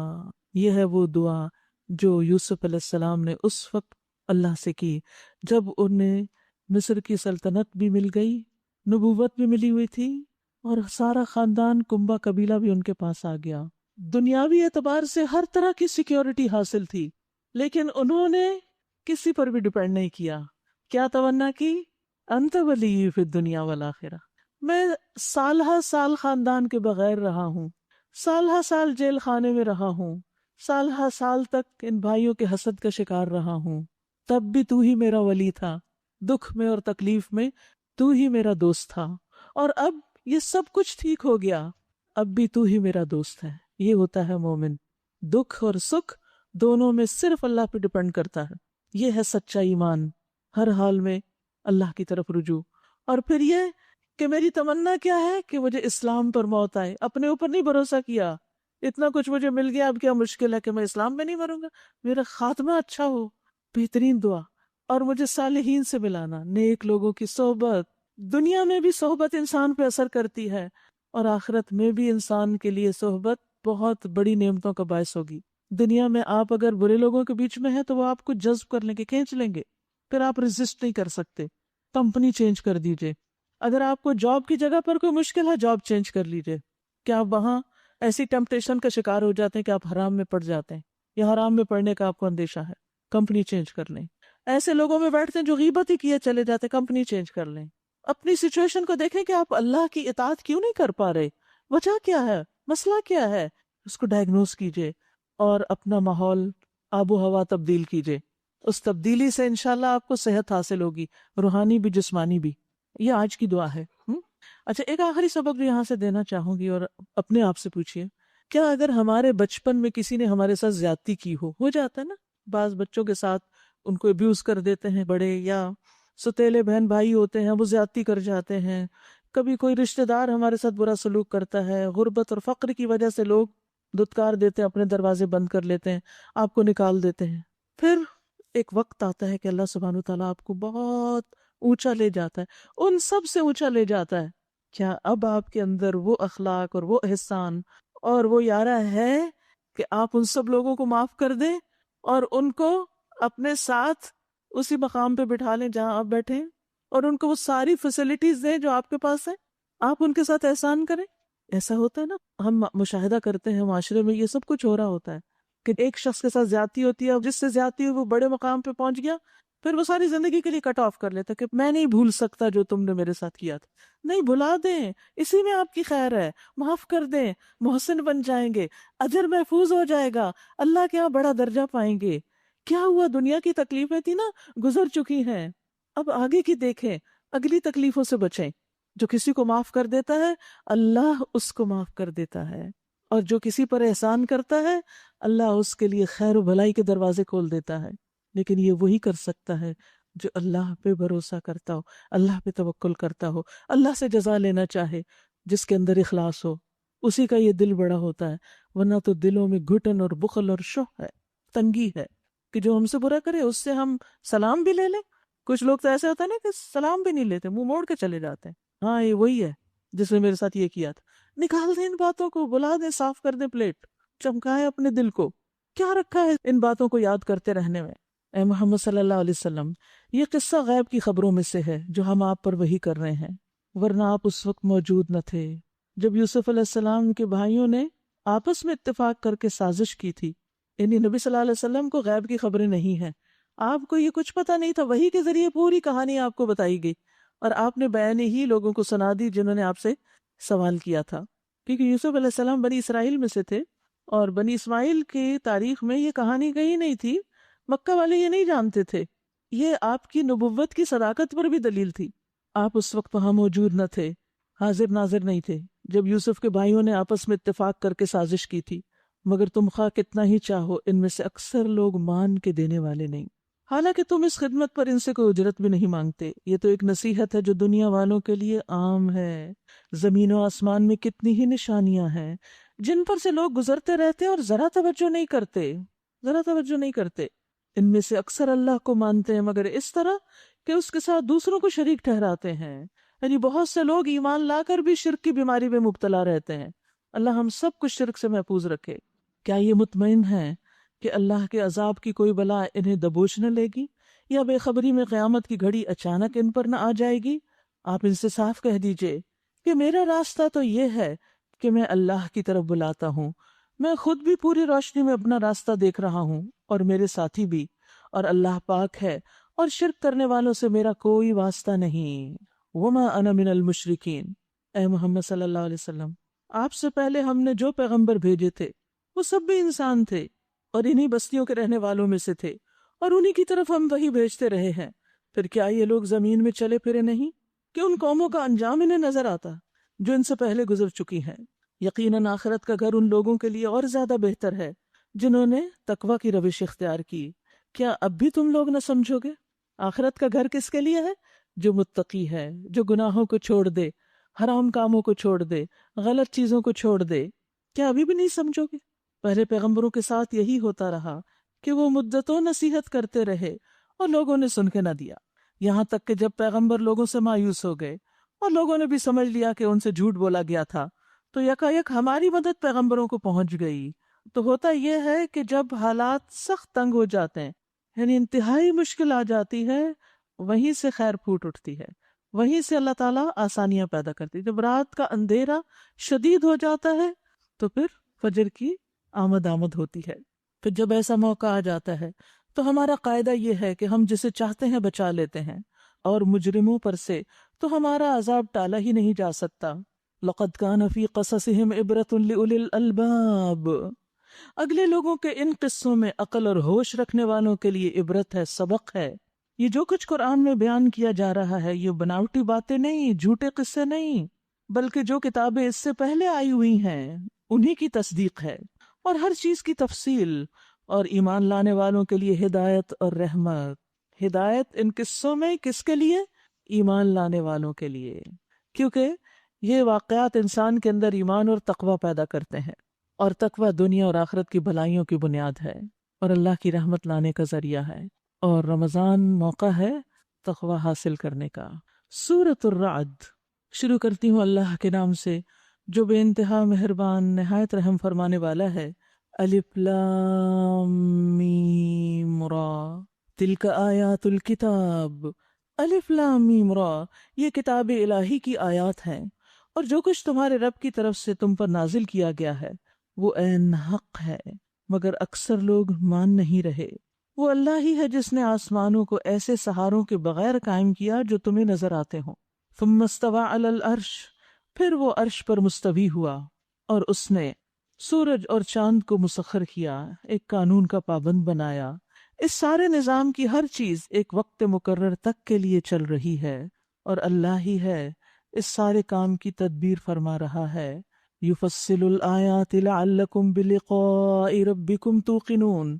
وہ نشانیاں کھول کھول کر بیان کرتا ہے تاکہ تم اپنے رب کی ملاقات کا یقین کرو. یعنی دنیا میں اللہ نے جو کچھ سورج، چاند، ستارے اور چیزیں بنائی اور ان کو ہمارے لیے ایک نشانی بھی بنایا، اگرچہ ہمارے فائدے کی چیزیں مگر نشانی بھی، تو ان سب میں غور و فکر انسان کو کس نتیجے تک پہنچائے؟ ربنا ما خلقت هذا باطلا سبحانک فقنا عذاب النار، کہ تو ہمیں آپ کے عذاب سے بچا. کیونکہ یہ بنانے والا، ان سب چیزوں کا خالق بہت بڑی ہستی ہے جو عرش پر مستوی ہے. ہمیں اس سے ڈرنا چاہیے اور اس کے عذاب سے بچنے کی فکر کرنی چاہیے. اور وہی ہے جس نے یہ زمین پھیلا رکھی ہے. اس میں پہاڑوں کے کھونٹے گاڑ رکھے ہیں اور دریا بہا دیے ہیں، اسی نے ہر طرح کے پھلوں کے جوڑے پیدا کیے، اور وہی دن پر رات طاری کرتا ہے۔ ان ساری چیزوں میں بڑی نشانیاں ہیں ان لوگوں کے لیے جو غور و فکر سے کام لیتے ہیں۔ غور و فکر عبادت ہے۔ وَفِي الْأَرْضِ قِطَعٌ مُتَجَاوِرَاتٌ، اور دیکھو زمین میں الگ الگ خطے پائے جاتے ہیں جو ایک دوسرے سے متصل واقع ہیں۔ انگور کے باغ ہیں، کھیتیاں ہیں، کھجور کے درخت ہیں، جن میں سے کچھ اکہرے ہیں اور کچھ دوہرے، سب کو ایک ہی پانی سیراب کرتا ہے، مگر مزے میں ہم کسی کو بہتر بنا دیتے ہیں اور کسی کو کمتر۔ ان سب چیزوں میں بہت سی نشانیاں ہیں ان لوگوں کے لیے جو عقل سے کام لیتے ہیں۔ عقل استعمال کرنا ضروری ہے۔ اب اگر تمہیں تعجب کرنا ہے تو تعجب کے قابل لوگوں کی یہ بات ہے کہ جب ہم مر کے مٹی ہو جائیں گے تو کیا ہم نئے سرے سے پیدا کیے جائیں گے؟ یہ وہ لوگ ہیں جنہوں نے اپنے رب سے کفر کیا، یہ وہ لوگ ہیں جن کی گردنوں میں طوق پڑے ہوئے ہیں، یہ جہنمی ہیں اور جہنم میں ہمیشہ رہیں گے۔ یعنی آخرت کا انکار، دوبارہ جی اٹھنے سے انکار کفر ہے جس کا انجام آگ ہے۔ اور اس میں آپ دیکھیے کہ یہ جو آگے بھی بات کی گئی نا کہ اللہ تعالیٰ سخت سزا دینے والا ہے، تو اللہ نے چونکہ ہماری ہدایت کے لیے ہر چیز کھول کے رکھ دی، ہمیں عقل دی، غور و فکر کا موقع دیا، نشانیاں سامنے رکھ دی، رسول بھیجے، ہدایات بھیجی، پھر بھی اگر انسان صحیح رستے پر نہیں آتا تو اللہ سبحانہ وتعالیٰ اس کو سزا دینے میں بالکل جسٹ ہے۔ یہ لوگ بھلائی سے پہلے برائی کے لیے جلدی مچا رہے ہیں، حالانکہ ان سے پہلے جو لوگ اس روش پہ چلے ہیں ان پر اللہ کے عذاب کی عبرتناک مثالیں گزر چکی ہیں۔ پچھلے قوموں کے حالات ان کے سامنے ہیں کہ جنہوں نے مانا نہیں ان کا انجام کیا ہوا۔ حقیقت یہ ہے کہ تیرا رب لوگوں کی زیادتیوں کے باوجود ان کے ساتھ چشم پوشی سے کام لیتا ہے، اور یہ بھی حقیقت ہے کہ تیرا رب بہت سخت سزا دینے والا ہے۔ تو یاد رکھیے کہ انسان کو امید اور خوف میں اعتدال رکھنا چاہیے۔ یہاں امید بھی ہے، بخشتا بھی ہے رب، لیکن سخت سزا بھی دیتا ہے۔ بخشش کی ایسی امید نہ ہو کہ انسان اس کے عذاب سے بے خوف ہو جائے، اور اتنا خوف نہ ہو کہ انسان مایوس ہو جائے۔ ایک شخص موت کی کشمکش میں تھا، نبی صلی اللہ علیہ وسلم اس کے پاس تشریف لے گئے۔ آپ نے پوچھا کہ تم کیا محسوس کر رہے ہو؟ تو وہ بولا، اللہ کے رسول صلی اللہ علیہ وسلم، میں اللہ کی مغفرت کی امید بھی رکھتا ہوں لیکن اپنے گناہوں سے ڈرتا بھی ہوں۔ اور یہی ہر مومن کا حال ہونا چاہیے کہ اللہ کی رحمت کی امید بھی ہو لیکن ڈر بھی ہو کہ ہم گناہگار ہیں۔ اس پر رسول اللہ صلی اللہ علیہ وسلم نے فرمایا، جس بندے کے دل میں ایسے موقع پر خوف اور امید دونوں جمع ہو جائیں تو اللہ اس کو وہ چیز دے دیتا ہے جس کی وہ امید رکھتا ہے، اور اس سے بچا لیتا ہے جس سے وہ ڈرتا ہے۔ یہ لوگ جنہوں نے آپ کی بات ماننے سے انکار کر دیا، یہ کہتے ہیں کہ اس شخص پر اس کے رب کی طرف سے کوئی نشانی کیوں نہ اتری؟ آپ تو محض خبردار کر دینے والے ہیں، اور ہر قوم کے لیے ایک رہنما ہے۔ وَلِكُلِّ قَوْمٍ هَادٍ، اللہ ایک ایک حاملہ کے پیٹ سے واقف ہے، جو کچھ اس میں بنتا ہے اسے بھی وہ جانتا ہے۔ یعنی کسی بھی پریگننٹ عورت یا جانور یا کوئی بھی حاملہ ہو، اس کے پیٹ میں کیا ہو رہا ہے ڈاکٹرز کو بعض اوقات نہیں پتا ہوتا، خود ماں کو نہیں پتا ہوتا کیا ہو رہا ہے، کیا بن رہا ہے، اس کا کیا حال ہے، لیکن اللہ کو معلوم ہے، اور جو اس میں کمی یا بیشی ہوئی اس سے بھی وہ باخبر رہتا ہے۔ ہر چیز کے لیے اس کے ہاں ایک مقدار مقرر ہے، یعنی کون بچہ کتنے مہینے تک ماں کے پیٹ میں رہے گا، فل ٹرم رہے گا یا پری میچور ہی ڈیلیور ہو جائے گا، زندہ پیدا ہوگا یا مردہ پیدا ہوگا یا ماں کے پیٹ میں ہی مر جائے گا، یہ سب اللہ کو پتا ہے اور اللہ ہی کا فیصلہ ہے۔ اس کے ہاں ہر چیز کی ایک مقدار ہے، وہ پوشیدہ اور ظاہر ہر چیز کا عالم ہے، وہ بزرگ ہے اور ہر حال میں بالا تر رہنے والا ہے۔ تم میں سے کوئی شخص خاص زور سے بات کرے یا آہستہ، چپ کے، اور کوئی رات کی تاریکی میں چھپا ہوا ہو یا دن کی روشنی میں چل رہا ہو، اس کے لیے سب برابر ہے۔ ہر شخص کے آگے اور پیچھے اس کے مقرر کیے ہوئے نگران لگے ہوئے ہیں۔ اللہ اکبر، ہم میں سے ہر شخص کے آگے اور پیچھے نگران ہیں جو اللہ کے حکم سے اس کی دیکھ بھال کر رہے ہیں۔ ہم اپنی کیئر اتنی خود بھی نہیں کرتے جتنے اللہ نے ہمارے لیے انتظام کر رکھے ہیں۔ سبحان اللہ، کیا کیا احسانات ہیں اللہ کے ہم پر، اور ہم نے کبھی اس کا شکر بھی ادا نہیں کیا۔ اگر ہم میں سے ہر ایک کو اپنے آگے پیچھے سیکیورٹی گارڈ رکھنے پڑتے ان تمام نقصان دینے والی چیزوں سے بچنے کے لیے جو انسان کو نقصان دیتی ہیں، جیسے جنات، ضرر پہنچانے والے انسان، کیڑے مکوڑے وغیرہ، جرمز، تو آپ دیکھیے کہ ان بیچاروں کو تو پتہ ہی نہیں چلتا کہ کیا کیا چیز کس وقت اٹیک کرنے والی ہے۔ اللہ نے فرشتے مقرر کیے جو ہماری حفاظت کریں، ہماری آنکھ تک کی حفاظت کے لیے اللہ نے فرشتے مقرر کر رکھے ہیں۔ مجاہد کہتے ہیں ہر انسان پر ایک فرشتہ مقرر ہے جو نیند کی حالت میں اور جاگتے ہوئے اس کی جنات، انسانوں، کیڑے مکوڑوں سے حفاظت کرتا ہے، سوائے اس چیز کے جس کی اللہ نے اجازت دی ہو تو وہ پہنچ کے رہتی ہے۔ وہ جراثیم پہنچ جاتے ہیں، اس سے وہ وائرسز آ جاتے ہیں، اسے پکڑ لیتے ہیں۔ کعب کہتے ہیں اگر اللہ عز و جل نے فرشتے مقرر نہ کیے ہوتے جو تمہارے کھانے پینے اور تمہارے پردے کی چیزوں میں تمہارا دفاع نہ کرتے تو یقیناً جن تمہیں اچک کے لے جاتے، تمہیں نہ چھوڑتے۔ اسی طرح جب انسان آیت الکرسی پڑھتا ہے تو رات کے وقت اللہ کی طرف سے اس کے لیے خاص محافظ مقرر کر دیا جاتا ہے اور شیطان کی طرف سے حفاظت ہوتی ہے۔ پھر اسی طرح مغرب کی نماز پڑھنے کے بعد 10 دفعہ پڑھا جاتا ہے لا الہ الا اللہ وحدہ لا شریک لہ لہ الملک و لہ الحمد یحیی و یمیت وہو علی کل شیء قدیر۔ حدیث میں آتا ہے جو مغرب کے بعد 10 بار پڑھے گا اللہ اس کی حفاظت کے لیے اسلحہ بردار فرشتے مقرر کریں گے جو اس کی صبح تک شیطان سے حفاظت کریں گے۔ لیکن بعض اوقات ایسا ہوتا ہے کہ ہم یہ چیزیں پڑھ بھی رہے ہوتے ہیں مگر حفاظت نہیں ہو رہی ہوتی، تو غور کیجئے کہ کیا آپ کوئی ایسا کام تو نہیں کر رہے، کوئی ایسی چیز تو آپ کے آس پاس نہیں کہ جو فرشتوں کے آنے میں رکاوٹ ہے۔ ہمارے کچھ اعمال اور کچھ ہمارے ماحول میں ایسی چیزیں ہوتی ہیں جن کی وجہ سے فرشتے ہم سے دور ہو جاتے ہیں، فرشتے نہیں آتے، پھر انسان کی حفاظت نہیں ہوتی چاہے وہ چیزیں پڑھتا بھی رہے۔ تو یاد رکھیے جہاں ایک طرف ہمیں اذکار کرنے ہیں، وظیفے کرنے ہیں، وہاں دوسری طرف حرام چیزوں سے بھی بچنا ہے، غلط کاموں سے بھی بچنا ہے۔ ہم میں سے ہر شخص دیکھے اپنی زندگی میں کون سا کام وہ اللہ کی نافرمانی کا کر رہا ہے جس کی وجہ سے وہ فرشتوں والی پروٹیکشن حاصل نہیں ہو رہی، اور شیطان ہے کہ وہ حملہ آور ہوتا ہی چلا جا رہا ہے۔ پھر اسی طرح اعمال ریکارڈ کرنے والے فرشتے بھی ہیں جو ہمارے ہر عمل کو لکھتے ہیں۔ ہم چھپ کے کوئی کام کریں یا سامنے کریں وہ لکھ لیتے ہیں۔ اگر انسان کو یہ احساس ہو جائے کہ میرے ساتھ فرشتے لگے ہوئے ہیں اور میری ہر چیز دیکھ رہے ہیں تو وہ کوئی غلط کام نہ کرے، کیونکہ ان سے تو کہیں بھی نہیں چھپ سکتے نا۔ اب دیکھیے کہ دنیا کی کسی حکومت، کسی آرگنائزیشن کی اگر کوئی پولیس، کوئی CID، کوئی اسپیشل سروسز والے آپ کی نگرانی کر رہے ہوں، دیکھ رہے ہوں آپ کیا کر رہے ہیں، کہاں جا رہے ہیں، کیا بول رہے ہیں، تو آپ کیا کریں گے؟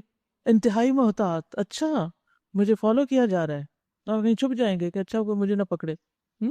پولیس کی موجودگی میں آپ ٹریفک کا قانون نہیں توڑتے۔ مہذب قوموں میں لوگ پولیس ہو یا نہ ہو خود احتیاط کرتے ہیں، اور اگر ہو تو ذرا اور کانشیس ہو جاتے ہیں۔ اگر ہمیں ذرا بھی ایمان ہو ان فرشتوں پر جو دائیں بائیں ہیں، ہمارے عمل لکھ رہے ہیں، تو ہم احتیاط کریں گے یا نہیں کریں گے؟ پھر کبھی چھپ کے کوئی غلط کام کریں گے؟ کوئی حرام کام کریں گے؟ نہیں۔ تو جب اس سے غفلت ہوتی ہے نا ہم دیکھتے ہیں لوگ نہیں دیکھ رہے موج کرو، تو وقتی آپ کو رسوائی کا ڈر ہے نا، لیکن یہ جو لکھ کے روز لے جا رہے ہیں نا، وہاں سب کھل جائے گا، سب کے سامنے آ جائے گا، پھر انسان کہیں چھپ نہیں پائے گا۔ تو اس لیے انسان کو ان فرشتوں سے احتیاط کرنی چاہیے، شرم آنی چاہیے۔ فرمایا ہر شخص کے آگے اور پیچھے اس کے مقرر کیے ہوئے نگران لگے ہوئے ہیں جو اللہ کے حکم سے اس کی دیکھ بھال کر رہے ہیں، حفاظت کر رہے ہیں، نگرانی کر رہے ہیں۔ حقیقت یہ ہے کہ اللہ کسی قوم کے حال کو نہیں بدلتا جب تک وہ خود اپنے اوصاف نہیں بدل دیتی، اور جب اللہ کسی قوم کی شامت لانے کا فیصلہ کر لے تو پھر وہ کسی کے ٹالے نہیں ٹل سکتی۔ نہ اللہ کے مقابلے میں ایسی قوم کا کوئی حامی و مددگار ہو سکتا ہے۔ پھر اللہ تعالیٰ ڈھیل دیتا ہے، مہلت دیتا ہے، پھر پکڑتا ہے، اور جب پکڑتا ہے تو پھر کوئی چھڑا نہیں سکتا، کوئی مددگار آگے نہیں آ سکتا، اور دنیا میں ہو سکتا ہے کوئی بیچ میں پڑ جائے، کوئی بچاؤ کر لے، لیکن اللہ کے ہاں کوئی نہیں بچا سکتا۔ وہی ہے جو تمہارے سامنے بجلیاں چمکاتا ہے، جنہیں دیکھ کر تمہیں اندیشے بھی لاحق ہوتے ہیں اور امیدیں بھی بنتی ہیں، یعنی عذاب سے ڈر بھی لگتا ہے کہ ہمارے اوپر ہی نہ گر جائے بجلی، اور امید بھی لگتی ہے کہ بارش آئے گی۔ وہی ہے جو پانی سے لدے ہوئے بادل اٹھاتا ہے، بادلوں کی گرج اس کی حمد کے ساتھ اس کی پاکی بیان کرتی ہے، سبحان اللہ، اور فرشتے اس کی ہیبت سے لرزتے ہوئے اس کی تسبیح کرتے ہیں۔ لیکن افسوس کہ انسان نہیں ڈرتا، ایسی چیزوں کو دیکھتا ہے اور پرواہ نہیں کرتا۔ وہ کڑکتی ہوئی بجلیوں کو بھیجتا ہے اور بسا اوقات انہیں جس پر چاہتا ہے عین اس حالت میں گرا دیتا ہے جبکہ لوگ اللہ کے بارے میں جھگڑے کر رہے ہوتے ہیں۔ فی الواقع اس کی چال بڑی زبردست ہے۔ عبداللہ بن زبیر کے بارے میں کہا جاتا ہے کہ جب وہ بادل کے گرجنے کی آواز سنتے تو چپ ہو جاتے تھے، اپنی گفتگو چھوڑ دیتے تھے اور کہتے تھے سبحان من یسبح الرعد بحمدہ والملائکۃ من خیفتہ، پاک ہے وہ ذات کہ بادل کی گرج اس کی حمد کے ساتھ اس کی تسبیح کرتی ہے اور فرشتے بھی اس کے خوف سے اس کی تسبیح کرتے ہیں۔ تو ہمیں بھی کیا کرنا چاہیے ایسے موقع پر؟ ہمیں بھی تسبیح کرنی چاہیے۔ اور وہ کہتے تھے کہ بادل کا گرجنا زمین والوں کے لیے ایک شدید وعید ہے، دھمکی ہے، یعنی ایک طرح سے ڈراوا ہے کہ باز آ جاؤ اپنے برے کاموں سے۔ نبی صلی اللہ علیہ وسلم بادل دیکھ کے گھبرا جایا کرتے تھے۔ حضرت عائشہ کہتی ہیں کہ ہم تو بادل دیکھ کے خوش ہوتے ہیں کہ بارش آئے گی، اور آپ ڈر جاتے ہیں۔ تو آپ نے فرمایا کہ ہاں، اس لیے کہ ایک قوم کے لیے بادل ہی عذاب بن گئے تھے، جس سے بارش کی بجائے آگ برسی تھی، کیونکہ انہوں نے بھی یہی کہا تھا کہ یہ بادل ہے جو ہم پہ برسے گا، لیکن بادل بارش برسانے کی بجائے آگ برسانے لگا، سب کو جلا دیا۔ اسی کو پکارنا برحق ہے۔ رہی وہ دوسری ہستیاں جنہیں اس کو چھوڑ کر یہ لوگ پکارتے ہیں، وہ ان کی دعاؤں کا کوئی جواب نہیں دے سکتے۔ اللہ کے علاوہ اگر آپ کسی اور سے دعا کرتے ہیں تو وہ آپ کی دعا نہیں سنتے، یا سنے بھی تو کوئی جواب نہیں دے سکتے، قبول نہیں کر سکتے، کیونکہ ان کے پاس کوئی اختیار ہی نہیں۔ انہیں پکارنا تو ایسا ہے جیسے کوئی شخص پانی کی طرف ہاتھ پھیلا کر اس سے درخواست کرے کہ تو میرے منہ تک آ جا، حالانکہ پانی اس تک خود پہنچنے والا نہیں۔ بس اسی طرح کافروں کی دعائیں بھی کچھ نہیں مگر ایک تیر بے ہدف۔ وہ تو اللہ ہی ہے جس کو زمین و آسمان کی ہر چیز طوعاً نہ کرہن، خوشی یا ناخوشی سے سجدہ کر رہی ہے، اور سب چیزوں کے سائے صبح و شام اس کے آگے جھکتے ہیں۔ یہ بھی سجدے والی آیت ہے جس کا ہم نے ترجمہ پڑھا ہے۔ یعنی اللہ تعالیٰ بتا رہے ہیں کہ کچھ خوشی سے سجدہ کرتے ہیں اور کچھ ناگواری سے۔ ہمیں دیکھنا چاہیے کہ ہم کس طرح کرتے ہیں۔ رات تراویح کتنی خوشی سے پڑھتے ہیں، تو ہمیں بھی ان لوگوں میں شامل ہونا چاہیے جو خوشی خوشی سجدہ کرتے ہیں، جن کو سجدوں میں راحت ملتی ہے، جن کے لیے سجدے خوشی کی بات ہے۔ اللہ ہمیں بھی نمازوں کی لذت عطا کرے، اور نمازیں ہماری آنکھوں کی ٹھنڈک بن جائیں، اور نماز کا شوق لگ جائے۔ ان سے پوچھو آسمان و زمین کا رب کون ہے؟ کہو اللہ۔ پھر ان سے کہو کہ جب حقیقت یہ ہے تو کیا تم نے اسے چھوڑ کر ایسے معبودوں کو اپنا کارساز ٹھہرا لیا جو خود اپنے لیے بھی کسی نفع نقصان کا اختیار نہیں رکھتے؟ کہو کیا اندھا اور آنکھوں والا برابر ہوا کرتا ہے؟ کیا روشنی اور تاریکیاں ایک جیسی ہوتی ہیں؟ اگر ایسا نہیں تو کیا ان کے ٹھہرائے ہوئے شریکوں نے بھی اللہ کی طرح کچھ پیدا کیا ہے کہ اس کی وجہ سے ان پہ تخلیق کا معاملہ مشتبہ ہو گیا؟ کہو ہر چیز کا خالق اللہ ہے، اور وہ اکیلا سب پر غالب ہے، یعنی وہ ایک ہے، الواحد القہار۔ اللہ نے آسمان سے پانی برسایا اور ہر ندی نالا اپنے ظرف کے مطابق اسے لے کر چل نکلا۔ پھر جب سیلاب اٹھا تو سطح پر جھاگ بھی آ گئے، اور ایسے ہی جھاگ ان دھاتوں پہ بھی اٹھتے ہیں جنہیں زیور اور برتن وغیرہ بنانے کے لیے لوگ پگھلاتے ہیں۔ اسی مثال سے اللہ حق اور باطل کے معاملے کو واضح کرتا ہے۔ جو جھاگ ہے وہ اڑ جایا کرتا ہے، اور جو چیز انسانوں کے لیے فائدہ مند ہے وہ زمین میں ٹھہر جاتی ہے۔ اس طرح اللہ مثالوں سے اپنی بات سمجھا دیتا ہے، تو ان مثالوں کو سمجھنا بھی بہت ضروری ہے۔ اور اس میں آپ دیکھیے کہ خاص طور پر یہ جو مثال دی گئی ہے نا کہ اللہ نے آسمان سے پانی برسایا، تو آسمان سے اترنے والی وحی کو بھی بارش سے تشبیہ دی گئی ہے، کیونکہ بارش زمین کے لیے زندگی ہے اور علم دلوں کی زندگی ہے۔ علم کی مجلسوں میں بیٹھیں گے، پڑھیں گے، سیکھیں گے تو دل زندہ ہوں گے، دلوں میں تقویٰ آئے گا، جیسے کہ پانی کے ساتھ جسم زندہ ہوتے ہیں، اور دلوں کو ندی نالوں کے ساتھ تشبیہ دی گئی ہے۔ اور ویسے دیکھا جائے فزیکلی بھی تو اس میں آرٹریز اور وینز جو ہیں وہ ندی نالے ہی ہیں، کیونکہ علم کا مقام دل ہے۔ جیسے نہریں، ندی نالے پانی کا مقام ہے، پانی وہاں ہوتا ہے، خون وہاں دوڑتا ہے۔ کچھ دل بہت زیادہ علم کی گنجائش رکھتے ہیں، ان کی آرٹریز کھلی ہوتی ہیں، خوب فلو ہو رہا ہوتا ہے، کوئی بیماری نہیں لگتی ان کو، دل فل کیپیسٹی میں کام کر رہا ہے۔ اور کچھ کی آرٹریز تنگ ہوتی ہیں یا بلاک ہو جاتی ہیں، وہ دل کم علم کی گنجائش رکھتے ہیں، ان کے اندر گھٹن ہوتی ہے، وہاں علم فلو نہیں کر سکتا، لہٰذا جسم اور روح بیمار ہی رہتی ہے۔ تو اس کے لیے ضروری ہے کہ یہ ندی نالے کھلے رہیں، یہ پانی آتا جاتا رہے، علم کے پانی سے اپنے آپ کو کبھی بھی محروم نہ کریں۔ للذین استجابوا لربہم الحسنی، جن لوگوں نے اپنے رب کی دعوت قبول کر لی ان کے لیے بھلائی ہے، اور جنہوں نے اسے قبول نہیں کیا اگر وہ زمین کی ساری دولت کے بھی مالک ہو جائیں اور اتنی ہی اور فراہم کر لیں تو وہ اللہ کی پکڑ سے بچنے کے لیے اس سب کو فدیے میں دے ڈالنے پر تیار ہو جائیں گے۔ یہ وہ لوگ ہیں جن سے بری طرح حساب لیا جائے گا، اور ان کا ٹھکانہ جہنم ہے، بہت ہی برا ٹھکانہ۔ یعنی جس رب کو چھوڑ کر یہ دنیا کا سامان اکٹھا کر رہے ہیں، آخرت میں یہی سامان اگر اللہ کے سامنے پیش کریں کہ یہ لے لیں اور ہمیں چھوڑ دیں تو چھوٹیں گے نہیں۔ بھلا یہ کس طرح ممکن ہے کہ وہ شخص جو تمہارے رب کی اس کتاب کو جو اس نے تم پر نازل کی ہے حق جانتا ہے، اور وہ شخص جو اس حقیقت کی طرف سے اندھا ہے دونوں برابر ہو جائیں۔ اللہ اکبر۔ قرآن کو پڑھنے والے، جاننے والے اور نہ جاننے والے ایک جیسے نہیں ہوتے۔ نصیحت تو عقل مند لوگ ہی قبول کرتے ہیں، لیکن یاد رکھیے ایک دفعہ پڑھنا کافی نہیں ہوتا، بھول جاتا ہے انسان، اور خاص طور پر اگر اس کا ماحول ایسا نہ رہے تو سب ایسا صاف ہوتا ہے کہ ایک لفظ بھی یاد نہیں رہتا۔ جو حدیث میں آتا ہے نا کہ قرآن جو ہے وہ اس اونٹ سے بھی زیادہ تیزی سے بھاگ جاتا ہے جو رسی سے بندھا ہوا نہ ہو۔ تو یہ رسی کو پکڑ کے رکھنا ہے، وَاعْتَصِمُوا بِحَبْلِ اللَّهِ جَمِيعًا۔ رمضان کے بعد بھی آپ نے رسی کو پکڑے رکھنا ہے انشاءاللہ۔ تو خوب عبادت کیجیے اور آخری عشرے میں اعتکاف کیجیے، عید کیجیے، چھٹیاں منائیے، پھر رمضان کے بعد پھر کچھ پڑھنا شروع کیجیے۔ اس کام کو چھوڑیے نہیں، اپنے اپنے وقت اور سہولت کے مطابق اپنے آپ کو باندھے رکھیں، علم کی مجلس سے، قرآن کے ساتھ مسلسل اس سے ڈوز لیتے رہیں اور سرابی کرتے رہیں، دل کی نالیاں کھلی رکھیں۔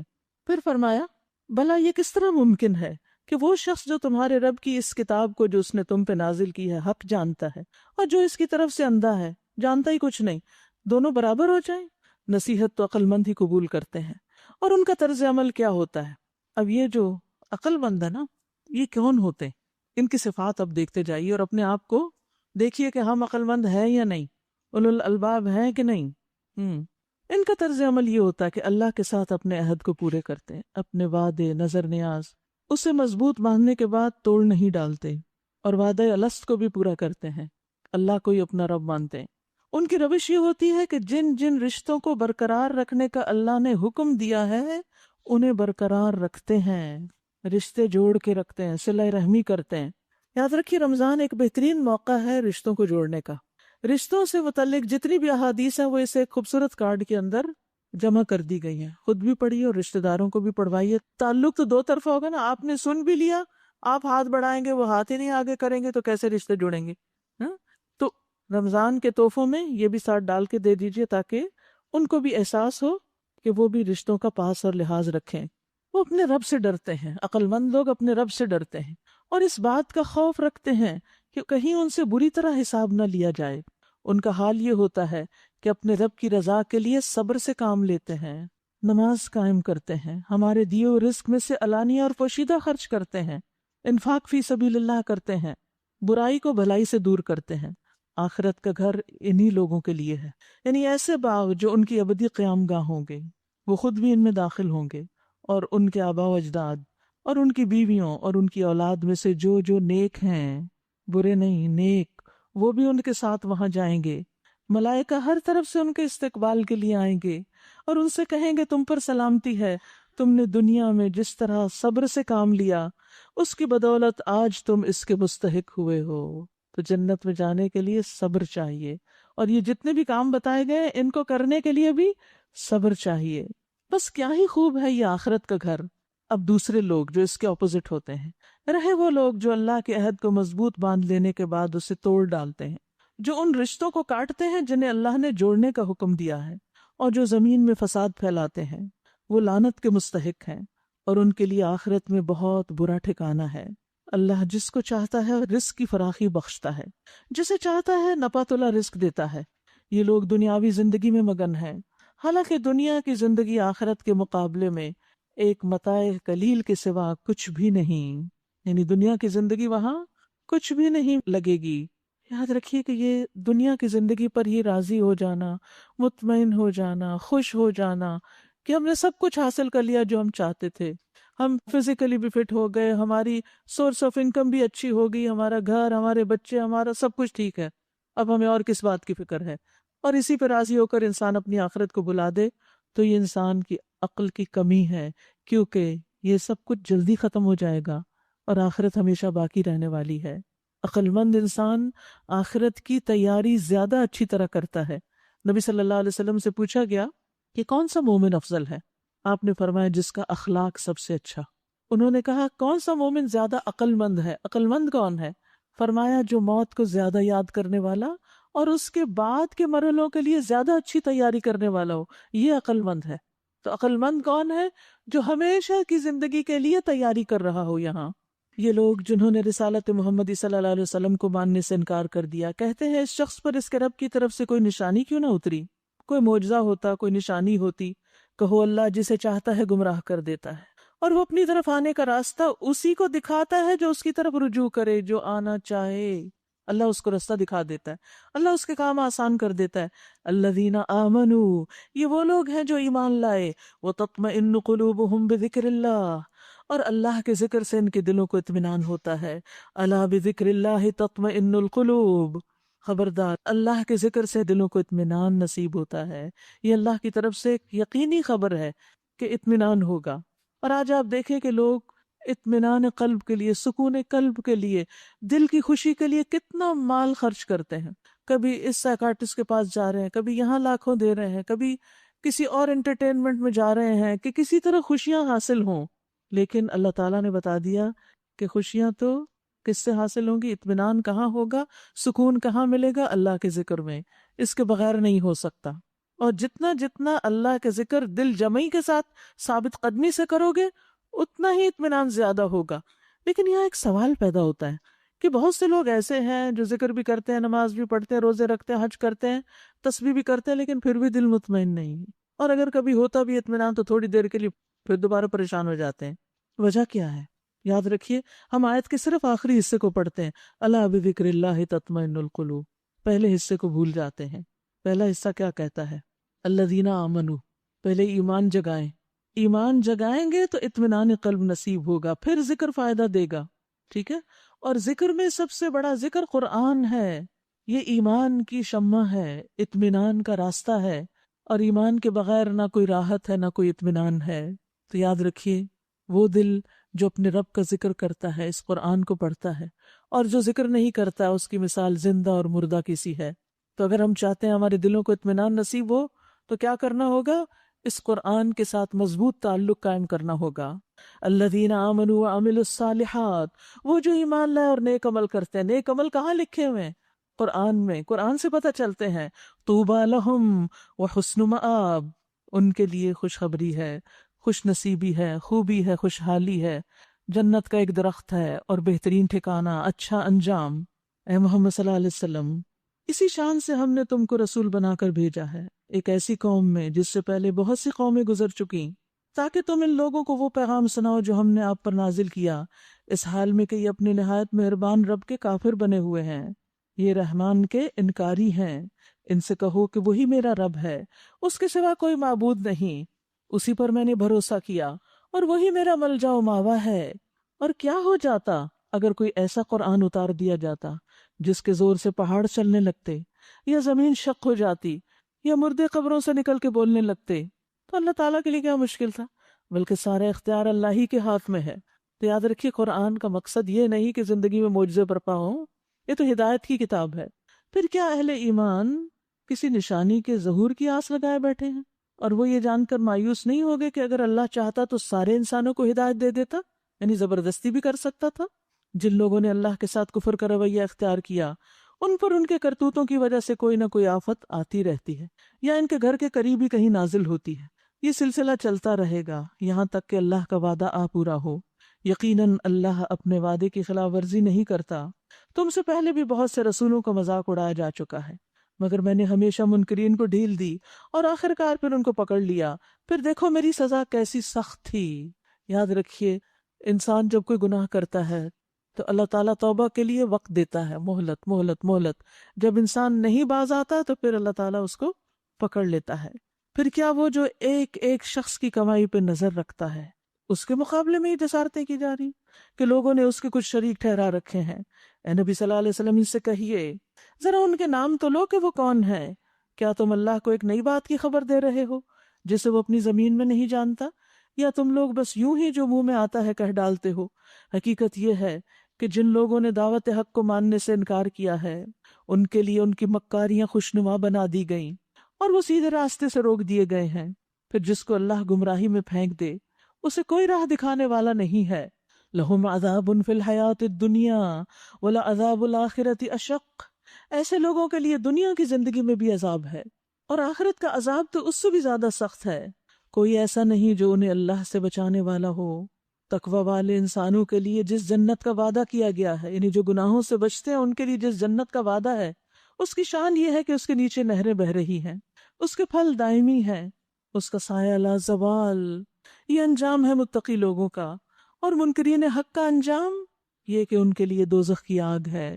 اے نبی صلی اللہ علیہ وسلم، جن لوگوں کو ہم نے پہلے کتاب دی تھی وہ اس کتاب سے جو ہم نے آپ پر نازل کی ہے خوش ہیں، اور مختلف گروہوں میں کچھ لوگ ایسے بھی ہیں جو اس کی بعض باتوں کو نہیں مانتے، یعنی کچھ تو خوش ہیں کتاب کے آنے پر اور کچھ مانتے نہیں۔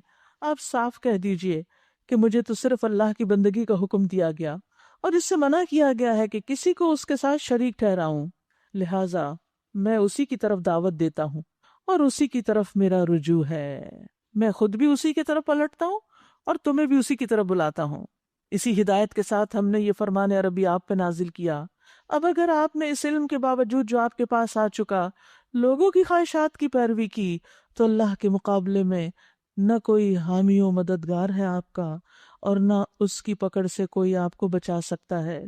آپ سے پہلے بھی ہم بہت سے رسول بھیج چکے ہیں اور ان کو ہم نے بیوی بچوں والا ہی بنایا تھا، اور کسی رسول کی بھی یہ طاقت نہ تھی کہ اللہ کے اذن کے بغیر کوئی نشانی خود لا کے دکھاتا۔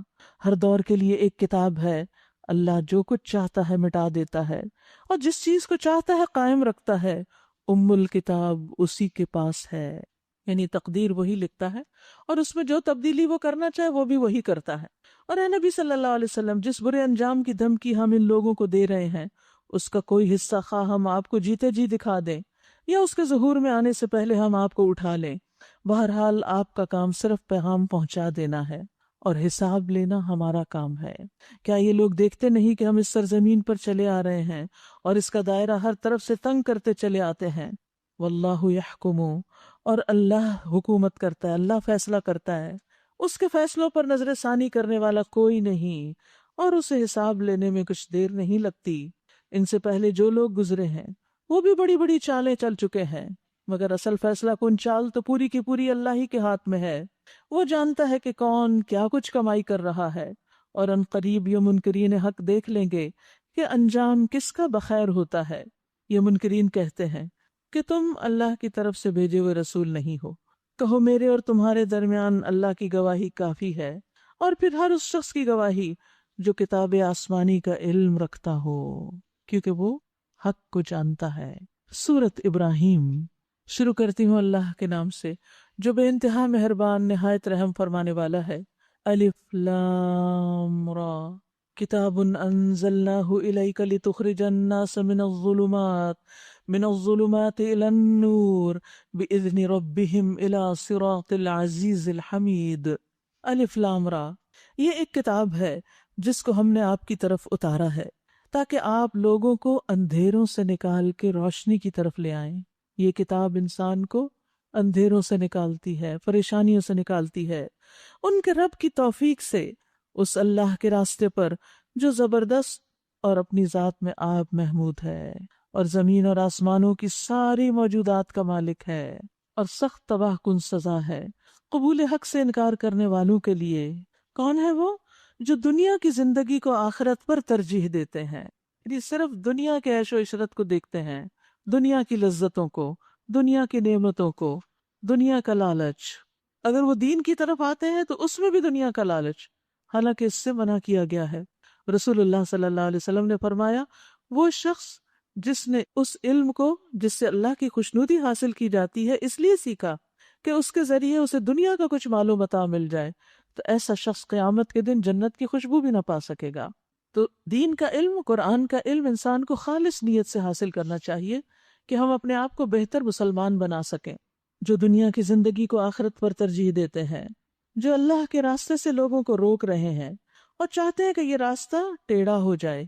یہ لوگ گمراہی میں بہت دور نکل گئے ہیں۔ ہم نے اپنا پیغام پہنچا دینے کے لیے جب کبھی کوئی رسول بھیجا اس نے اپنی قوم ہی کی زبان میں پیغام دیا تاکہ وہ انہیں اچھی طرح بات کھول کر سمجھا دے۔ پھر اللہ جسے چاہتا ہے بھٹکا دیتا ہے اور جسے چاہتا ہے ہدایت بخشتا ہے، وہ بالادست اور حکیم ہے۔ ہم اس سے پہلے موسیٰ کو بھی اپنی نشانیوں کے ساتھ بھیج چکے ہیں۔ اسے بھی ہم نے حکم دیا تھا کہ اپنی قوم کو تاریکیوں سے نکال کر روشنی میں لاؤ اور تاریخ الہی کے سبق آموز واقعات سنا کر نصیحت کرو۔ ان واقعات میں بڑی نشانیاں ہیں ہر اس شخص کے لیے جو صبر اور شکر کرنے والا ہو۔ اور یہ بات بار بار آتی ہے کہ صبر اور شکر ساتھ ساتھ آتے ہیں، یعنی انسان یا تو خوشحالی کے حال میں ہوتا ہے یا تکلیف میں، یا نعمتیں ہوتی ہیں یا مصیبتیں. تو انسان جب تکلیف پر صبر کرتا ہے تو اسے اللہ کی نشانیاں نظر آتی، اور جن نعمت پر شکر کرتا ہے تو بھی وہ اللہ کی رحمتوں کو محسوس کر لیتا ہے. اور اس طرح اللہ تعالیٰ ایسے بندے کو نیک اعمال کی توفیق دیتا ہے. یاد کرو جو موسیٰ علیہ السلام نے اپنی قوم سے کہا کہ اللہ کے اس احسان کو یاد رکھو جو اس نے تم پر کیا ہے. اس نے تمہیں فرعون والوں سے چھڑایا جو تمہیں سخت تکلیفیں دیتے تھے، تمہارے لڑکوں کو قتل کر ڈالتے، تمہاری عورتوں کو زندہ بچا رکھتے. اس میں تمہارے رب کی طرف سے بڑی آزمائش تھی. وَإِذْ تَأَذَّنَ رَبُّكُمْ، جب خبردار کر دیا تمہارے رب نے، اعلان کر دیا کس بات کا؟ لَإِن شَكَرْتُمْ لَأَزِيدَنَّكُمْ، کہ اگر تم شکر ادا کرو گے تو میں تمہیں ضرور ضرور زیادہ دوں گا، اور اگر تم نے ناشکری کی تو میری سزا بھی بہت سخت ہے. یاد رکھیے نعمتوں میں اضافہ شکر سے ہوتا ہے، لیکن عام طور پر ہم شکر کا حقیقی مفہوم نہیں جانتے. اصل میں شکر کہتے ہیں نعمت دینے والے کی نعمت کا عاجزی، انکساری اور محبت سے اعتراف کرنا کہ یہ نعمت اللہ نے ہمیں دی ہے. کیسے اعتراف؟ عاجزی کے ساتھ، انکساری اور محبت کے ساتھ. تو جو شخص نعمت کو نہیں پہچانتا وہ اس کا شکر بھی ادا نہیں کرتا. جب ہمیں یہ یاد نہیں رہتا نا ہمارے پاس کیسی کیسی نعمتیں، تو ہم شکر کہاں سے کریں گے؟ لیکن جو نعمت کو تو پہچانتا ہے لیکن نعمت دینے والے کو نہیں پہچانتا کہ کس نے دی ہے، کہاں سے آئی ہے، تو وہ بھی اس کا شکر ادا نہیں کر سکتا.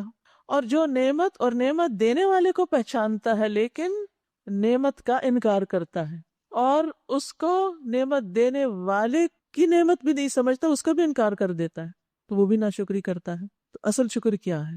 اس شخص کا شکر جو نعمت کو پہچانے، نعمت عطا کرنے والے کو پہچانے اور اس کا اقرار کرے، انکار نہ کرے، نعمت دینے والے کے لیے عاجزی اختیار کرے، اس سے محبت کرے، اس سے راضی ہو، وہ ہے دراصل شکر ادا کرنے والا.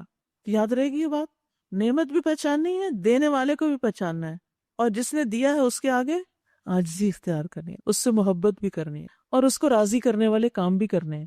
ایسا شخص شکر گزار ہوتا ہے. ہم پر جتنے بھی حالات آتے ہیں نا، ان کا مقابلہ یا صبر سے ہو سکتا ہے یا شکر سے ہو سکتا ہے. مومن کا حال عجیب ہے نا، بھلائی حاصل ہوتی ہے تو اللہ کا شکر ادا کرتا ہے، مصیبت پہنچتی ہے تو اس پر بھی الحمدللہ کہتا ہے اور صبر کرتا ہے. تو انسان اگر شکر ادا کرتا رہے تو اس کا اجر بڑھتا رہے گا. شکر نعمت کو قید کر لیتا ہے، پھر وہ نعمت اس شخص کے پاس قرار پکڑ لیتی ہے. نبی صلی اللہ علیہ وسلم جب کوئی پسندیدہ چیز دیکھتے تو کہتے الحمدللہ الذی بنعمتہ تتم الصالحات، اور جب کوئی ناپسندیدہ چیز دیکھتے تو کہتے الحمدللہ علی کل حال. گویا ہر حال میں اللہ کا شکر. جب کوئی شخص بیمار ہوتا ہے تو اللہ تعالیٰ 2 فرشتے بھیجتا ہے. اللہ تعالیٰ کہتے ہیں ذرا دیکھو یہ بندہ کیا باتیں کرتا ہے، جو اس کی عیادت کے لیے آتے ہیں ان کے سامنے ہی کیا بولتا ہے. اگر وہ اللہ کی تعریف کرتا ہے تو دونوں فرشتے اللہ تعالیٰ کی طرف جاتے ہیں، حالانکہ اللہ کو خود بھی پتا ہے کہ بندے نے کیا کہا. تو پھر ان کا جواب سن کے اللہ تعالیٰ فرماتے ہیں میرے بندے کا مجھ پہ حق ہے کہ اگر میں اسے فوت کر دوں تو اسے جنت میں داخل کروں گا، اور اگر میں اسے شفا دوں تو پہلے گوشت سے اچھا گوشت اور پہلے خون سے اچھا خون عطا کروں گا، پھر اس کے گناہوں کو اس سے معاف کر دوں گا. تو یہ ہے اس بندے کا ریوارڈ جو تکلیف میں اللہ کا شکر گزار ہوتا ہے. لیکن ناشکری کرنے والے، نبی صلی اللہ علیہ وسلم نے فرمایا یہ فساق جہنمی ہے. کہا گیا اللہ کے رسول فساق کون ہے؟ یہ مسند احمد کی روایت. فرمایا عورتیں. ایک آدمی نے کہا اللہ کے رسول تو ہماری مائیں، بہنیں اور بیویاں ہیں. آپ نے فرمایا جی ہاں، لیکن جب ان کو نعمتیں ملتی ہیں تو شکر نہیں کرتی، اور جب ان کو آزمایا جاتا ہے تو صبر نہیں کرتی. تو عورتوں کے لیے صبر اور شکر اور زیادہ مشکل کام ہے. لہٰذا مزید کوشش کی ضرورت ہے تاکہ ہم اس کیٹیگری میں شامل نہ ہوں. جو بھی ہمیں ملا ہے، جتنا بھی ہمارے پاس، اس کو اپریشیٹ کریں. جس نے بھی دیا ہے اس کا بھی شکریہ ادا کریں، اور سب سے بڑھ کر اللہ کا شکر. ہر وقت شکوے اور گلے نہ رکھیں، یہ نہیں زندگی میں، وہ نہیں، بچے ایسے، ہسبینڈ ایسے، کاروبار ایسا، فلاں ایسا. کسی مجلس میں جا بیٹھے لوگوں کی یہ باتیں ختم ہی نہیں ہوتی، صرف پریشانیوں کے ذکر کرنا انہوں نے زندگی کا معمول بنا لیا. میں نے کسی ایک نان مسلم کی ایک چھوٹا سا ویڈیو کلپ دیکھا تھا جس میں وہ کہتا ہے کہ ہم جس قسم کی باتیں کرتے ہیں اسی طرح کی چیزیں ہماری طرف آنے لگتی ہیں، اور یہ انہوں نے تجربے سے بات اخذ کی ہے. اور ہمارے لیے تو یہاں یہ کہ اگر تم نے شکر کیا تو نعمت آئے گی، اور اگر ناشکری کی تو پھر سزا آئے گی. جو ملا ہے اس کی قدر کریں، اس پر شکر کریں. وہ بھی مل جائے گا جو نہیں ملا. اپنے آپ کو بدلیں، حالات بدل جائیں گے انشاءاللہ. پازیٹیو رہیں، بی پازیٹیو. وقال موسیٰ، اور موسیٰ علیہ السلام نے کہا اگر تم کفر کرو یا ناشکری کرو اور زمین کے سارے رہنے والے بھی ناشکری کریں تو اللہ بے نیاز اور اپنی ذات میں آپ محمود ہے۔ کیا تمہیں ان قوموں کے حالات نہیں پہنچے جو تم سے پہلے گزر چکی؟ قوم نوح، عاد، سمود اور ان کے بعد آنے والی بہت سی قومیں جن کا شمار اللہ ہی کو معلوم ہے، ہمیں نہیں پتا۔ ان کے رسول جب ان کے پاس صاف صاف باتیں اور کھلی کھلی نشانیاں لیے ہوئے آئے تو انہوں نے اپنے منہ میں ہاتھ دبا لیے، یعنی اپنے ہاتھ منہ میں اپنے دانتوں کے نیچے رکھ لیے، اور کہا جس پیغام کے ساتھ تم بھیجے گئے ہو ہم اس کو نہیں مانتے، اور جس چیز کی تم ہمیں دعوت دیتے ہو اس کی طرف سے ہم سخت خلجان آمیز شک میں پڑے ہوئے ہیں۔ ان کے رسولوں نے کہا کیا اللہ کے بارے میں شک جو آسمانوں اور زمین کا خالق ہے؟ یعنی انسان کی عقل کہاں چلی جاتی ہے جب انسان یہ سوچ لیتا ہے کہ یہ سب خود بن گیا۔ ایک آپ کی دنیا کی اس عمارت کی چھت تو خود نہیں چڑھتی، تو آسمان جیسی چھت خود کیسے بن گئی؟ یہاں بھی تو کچھ ایسا ہی ہو جانا چاہیے نا، ایک بن گئی تو باقی سب بھی اسی طرح بنتی جاتی، آپ تمنا کرتے اور آپ کی عمارتیں تعمیر ہوتی جاتی۔ وہ تمہیں بلا رہا ہے تاکہ تمہارے قصور معاف کرے اور تمہیں ایک مدت مقرر تک مہلت دے۔ انہوں نے جواب دیا تم کچھ نہیں مگر ویسے ہی انسان جیسے ہم۔ تم ہمیں ان ہستیوں کی بندگی سے روکنا چاہتے ہو جن کی بندگی باپ دادا سے ہوتی چلی آ رہی ہے۔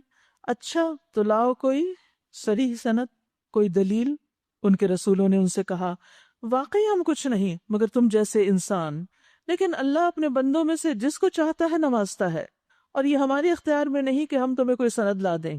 سند تو اللہ ہی کے اذن سے آ سکتی ہے، اور اللہ ہی پر اہل ایمان کو بھروسہ کرنا چاہیے۔ اور ہم کیوں نہ اللہ پہ بھروسہ کریں جبکہ ہماری زندگی کی راہوں میں اس نے ہماری رہنمائی کی۔ جو اذیتیں تم لوگ ہمیں دے رہے ہو ان پر ہم صبر کریں گے، اور بھروسہ کرنے والوں کا بھروسہ اللہ ہی پر ہونا چاہیے۔ یہ توکل جو ہے نا، یہ بھی بڑی زبردست صفت ہے۔ اس کی وجہ یہ ہے کہ جب تک انسان کا اللہ پہ بھروسہ نہیں ہوتا نا تو انسان لوگوں کے ڈر سے نہیں نکلتا کہ اچھا میں نے اس کو چھوڑ دیا تو یہ میرے نقصان دے گا، اچھا میں نے ایسا کیا تو یہ میرے خلاف ہو جائے گا۔ نہیں، نفع نقصان سب اللہ کے ہاتھ میں، کوئی کچھ نہیں بگاڑ سکتا۔ آخر کار منکرین نے اپنے رسولوں سے کہہ دیا یا تو تمہیں ہماری ملت میں واپس آنا ہوگا ورنہ ہم تمہیں اپنے ملک سے نکال دیں گے۔ تب ان کے رب نے ان پر وحی بھیجی ہم ان ظالموں کو ہلاک کر دیں گے اور ان کے بعد تمہیں زمین میں آباد کر دیں گے۔ یہ انعام ہے اس کا جو میرے حضور جواب دہی کا خوف رکھتا ہو اور میری وعید سے ڈرتا ہو۔ وَلَنُسْكِنَنَّكُمُ الْأَرْضَ مِن بَعْدِهِمْ۔ یاد رکھیے اللہ کے غضب اور اس کی وعید سے ڈرنا ایمان کی علامت ہے، اللہ کی ناراضگی سے ڈرنا ایمان کی علامت ہے۔ نبی صلی اللہ علیہ وسلم بھی اپنے رب سے ڈرتے تھے، اور رب سے ڈرنے والوں کے لیے جنت کا وعدہ ہے۔ وَلِمَنْ خَافَ مَقَامَ رَبِّهِ جَنَّتَانِ۔ جو اپنے رب سے ڈرتا ہے اس کے لیے دو باغ ہیں۔ سورۃ نازعات میں آتا ہے وَأَمَّا مَنْ خَافَ مَقَامَ رَبِّهِ وَنَهَى النَّفْسَ عَنِ الْهَوَىٰ فَإِنَّ الْجَنَّةَ هِيَ الْمَأْوَىٰ۔ رہا وہ شخص جو اپنے رب کے سامنے کھڑا ہونے سے ڈر گیا اور اس نے اپنی خواہش نفس کو روک لیا، یعنی جو اللہ سے ڈرتا ہے وہ نفس کی خواہش کو روک لیتا ہے، نفس کو کنٹرول کر لیتا ہے، تو اس کے بدلے میں کیا ملے گا؟ جب ہم اپنی خواہش چھوڑ دیں گے تو کیا ملے گا؟ فَإِنَّ الْجَنَّةَ هِيَ الْمَأْوَىٰ، جنت اس کا ٹھکانہ ہوگا۔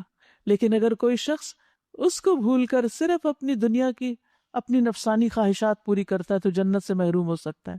کتنا گھاٹے کا سودا ہے کوئی جو کرے ایسا۔ انہوں نے فیصلہ چاہا اور ہر جبار دشمن حق نے منہ کی کھائی، یعنی فیصلہ ہو گیا۔ پھر اس کے بعد آگے اس کے لیے جہنم ہے، وہاں اسے کش لہو کا سا پانی پینے کو دیا جائے گا جسے وہ زبردستی حلق سے اتارنے کی کوشش کرے گا اور مشکل سے ہی اتار سکے گا۔ موت ہر طرف سے اس پر چھائی رہے گی مگر وہ مرنے نہ پائے گا، استغفر اللہ، اور آگے ایک سخت عذاب اس کی جان کا لاگو رہے گا۔ یہاں کافر کی موت کا منظر بتایا جا رہا ہے۔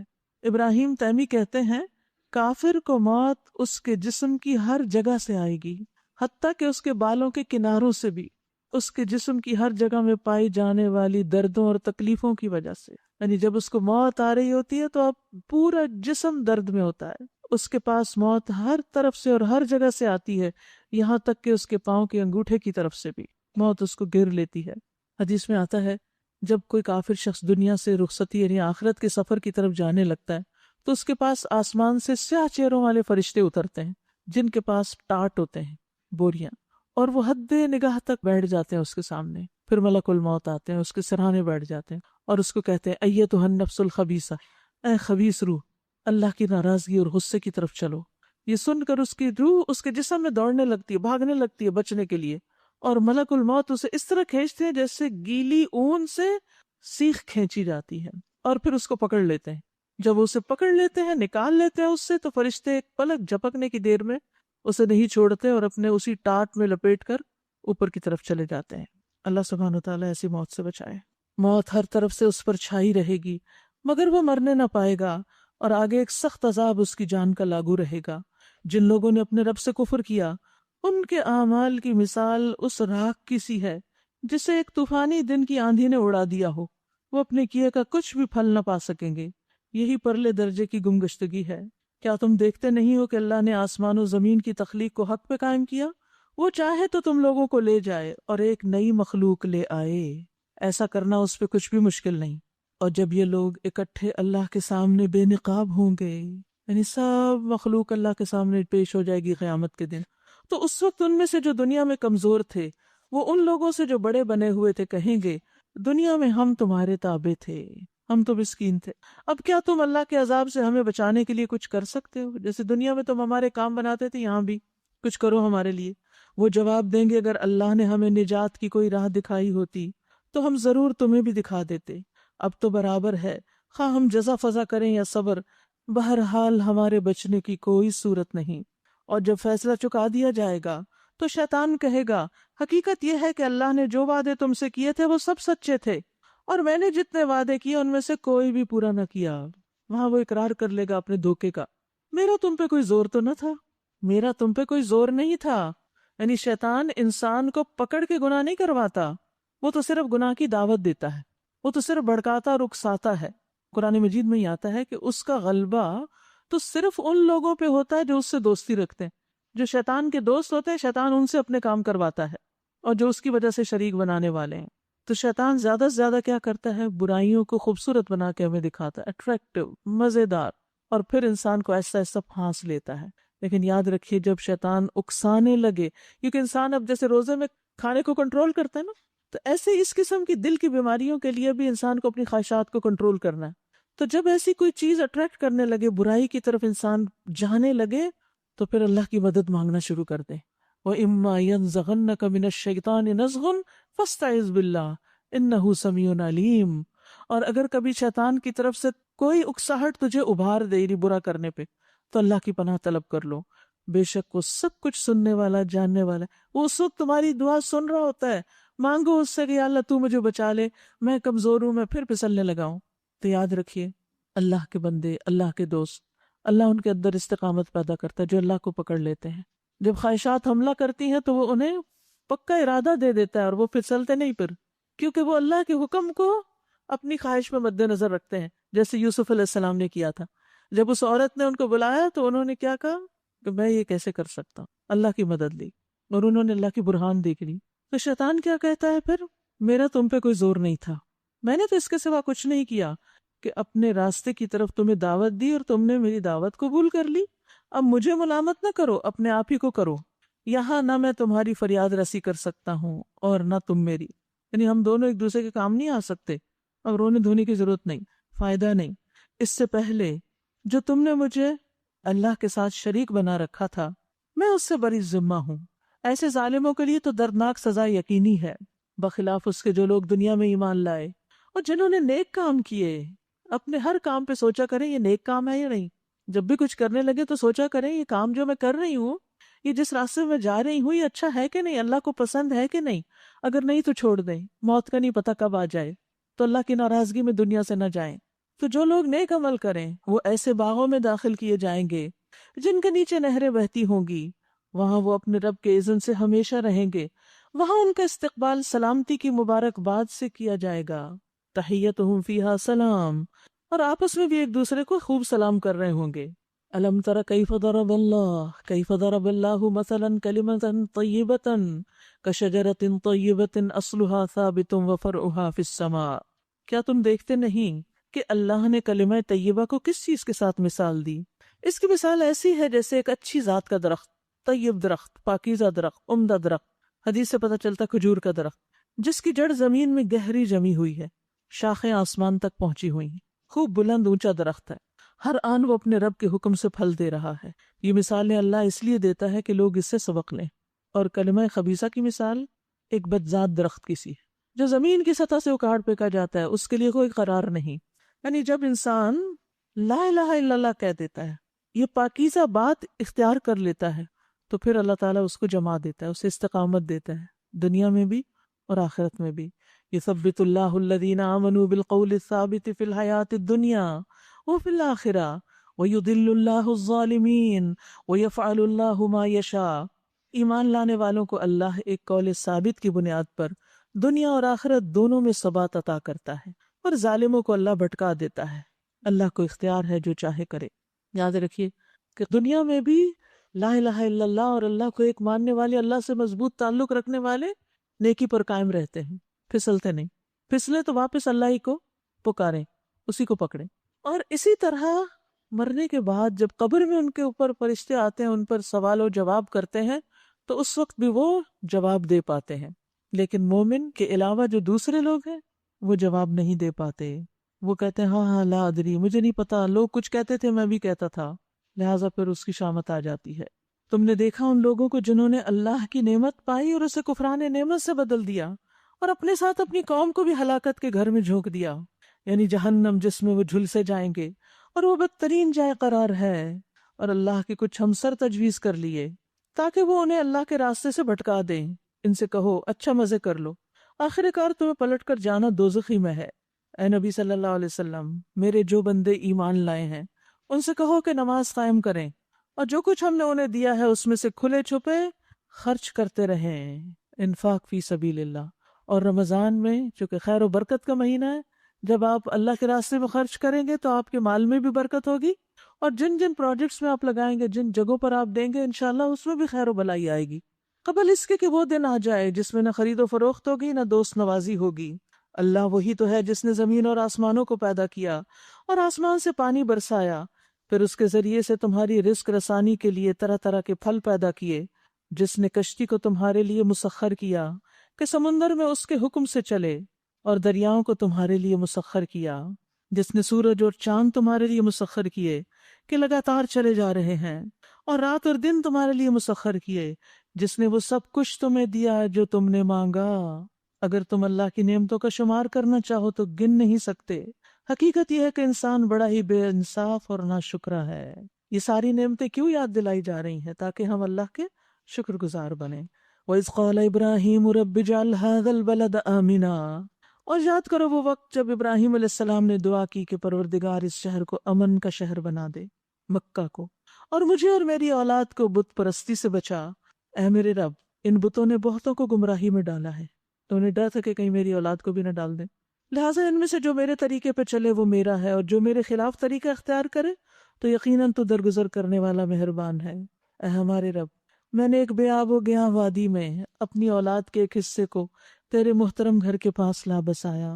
اے ہمارے رب، یہ میں نے اس لیے کیا کہ یہ لوگ یہاں نماز قائم کریں، لہٰذا تو لوگوں کے دلوں کو ان کا مشتاق بنا اور انہیں کھانے کو پھل دے، شاید کہ یہ شکر گزار بنے۔ ابراہیم علیہ السلام نے اپنی اولاد کے لیے رزق بھی مانگا، ان کی جذباتی ضرورت محبت بھی مانگی، اور ان کی روحانی ضرورت عبادت کی توفیق بھی مانگی، اور اس کے لیے ماحول بھی فراہم کیا۔ اے ہمارے رب، تو جانتا ہے جو کچھ ہم چھپاتے ہیں اور جو کچھ ہم ظاہر کرتے ہیں، اور واقعی اللہ سے کچھ بھی چھپا ہوا نہیں، نہ زمین میں نہ آسمانوں میں۔ شکر ہے اس رب کا جس نے مجھے اس بڑھاپے میں اسماعیل اور اسحاق جیسے بیٹے دیے۔ حقیقت یہ ہے کہ میرا رب ضرور دعا سنتا ہے۔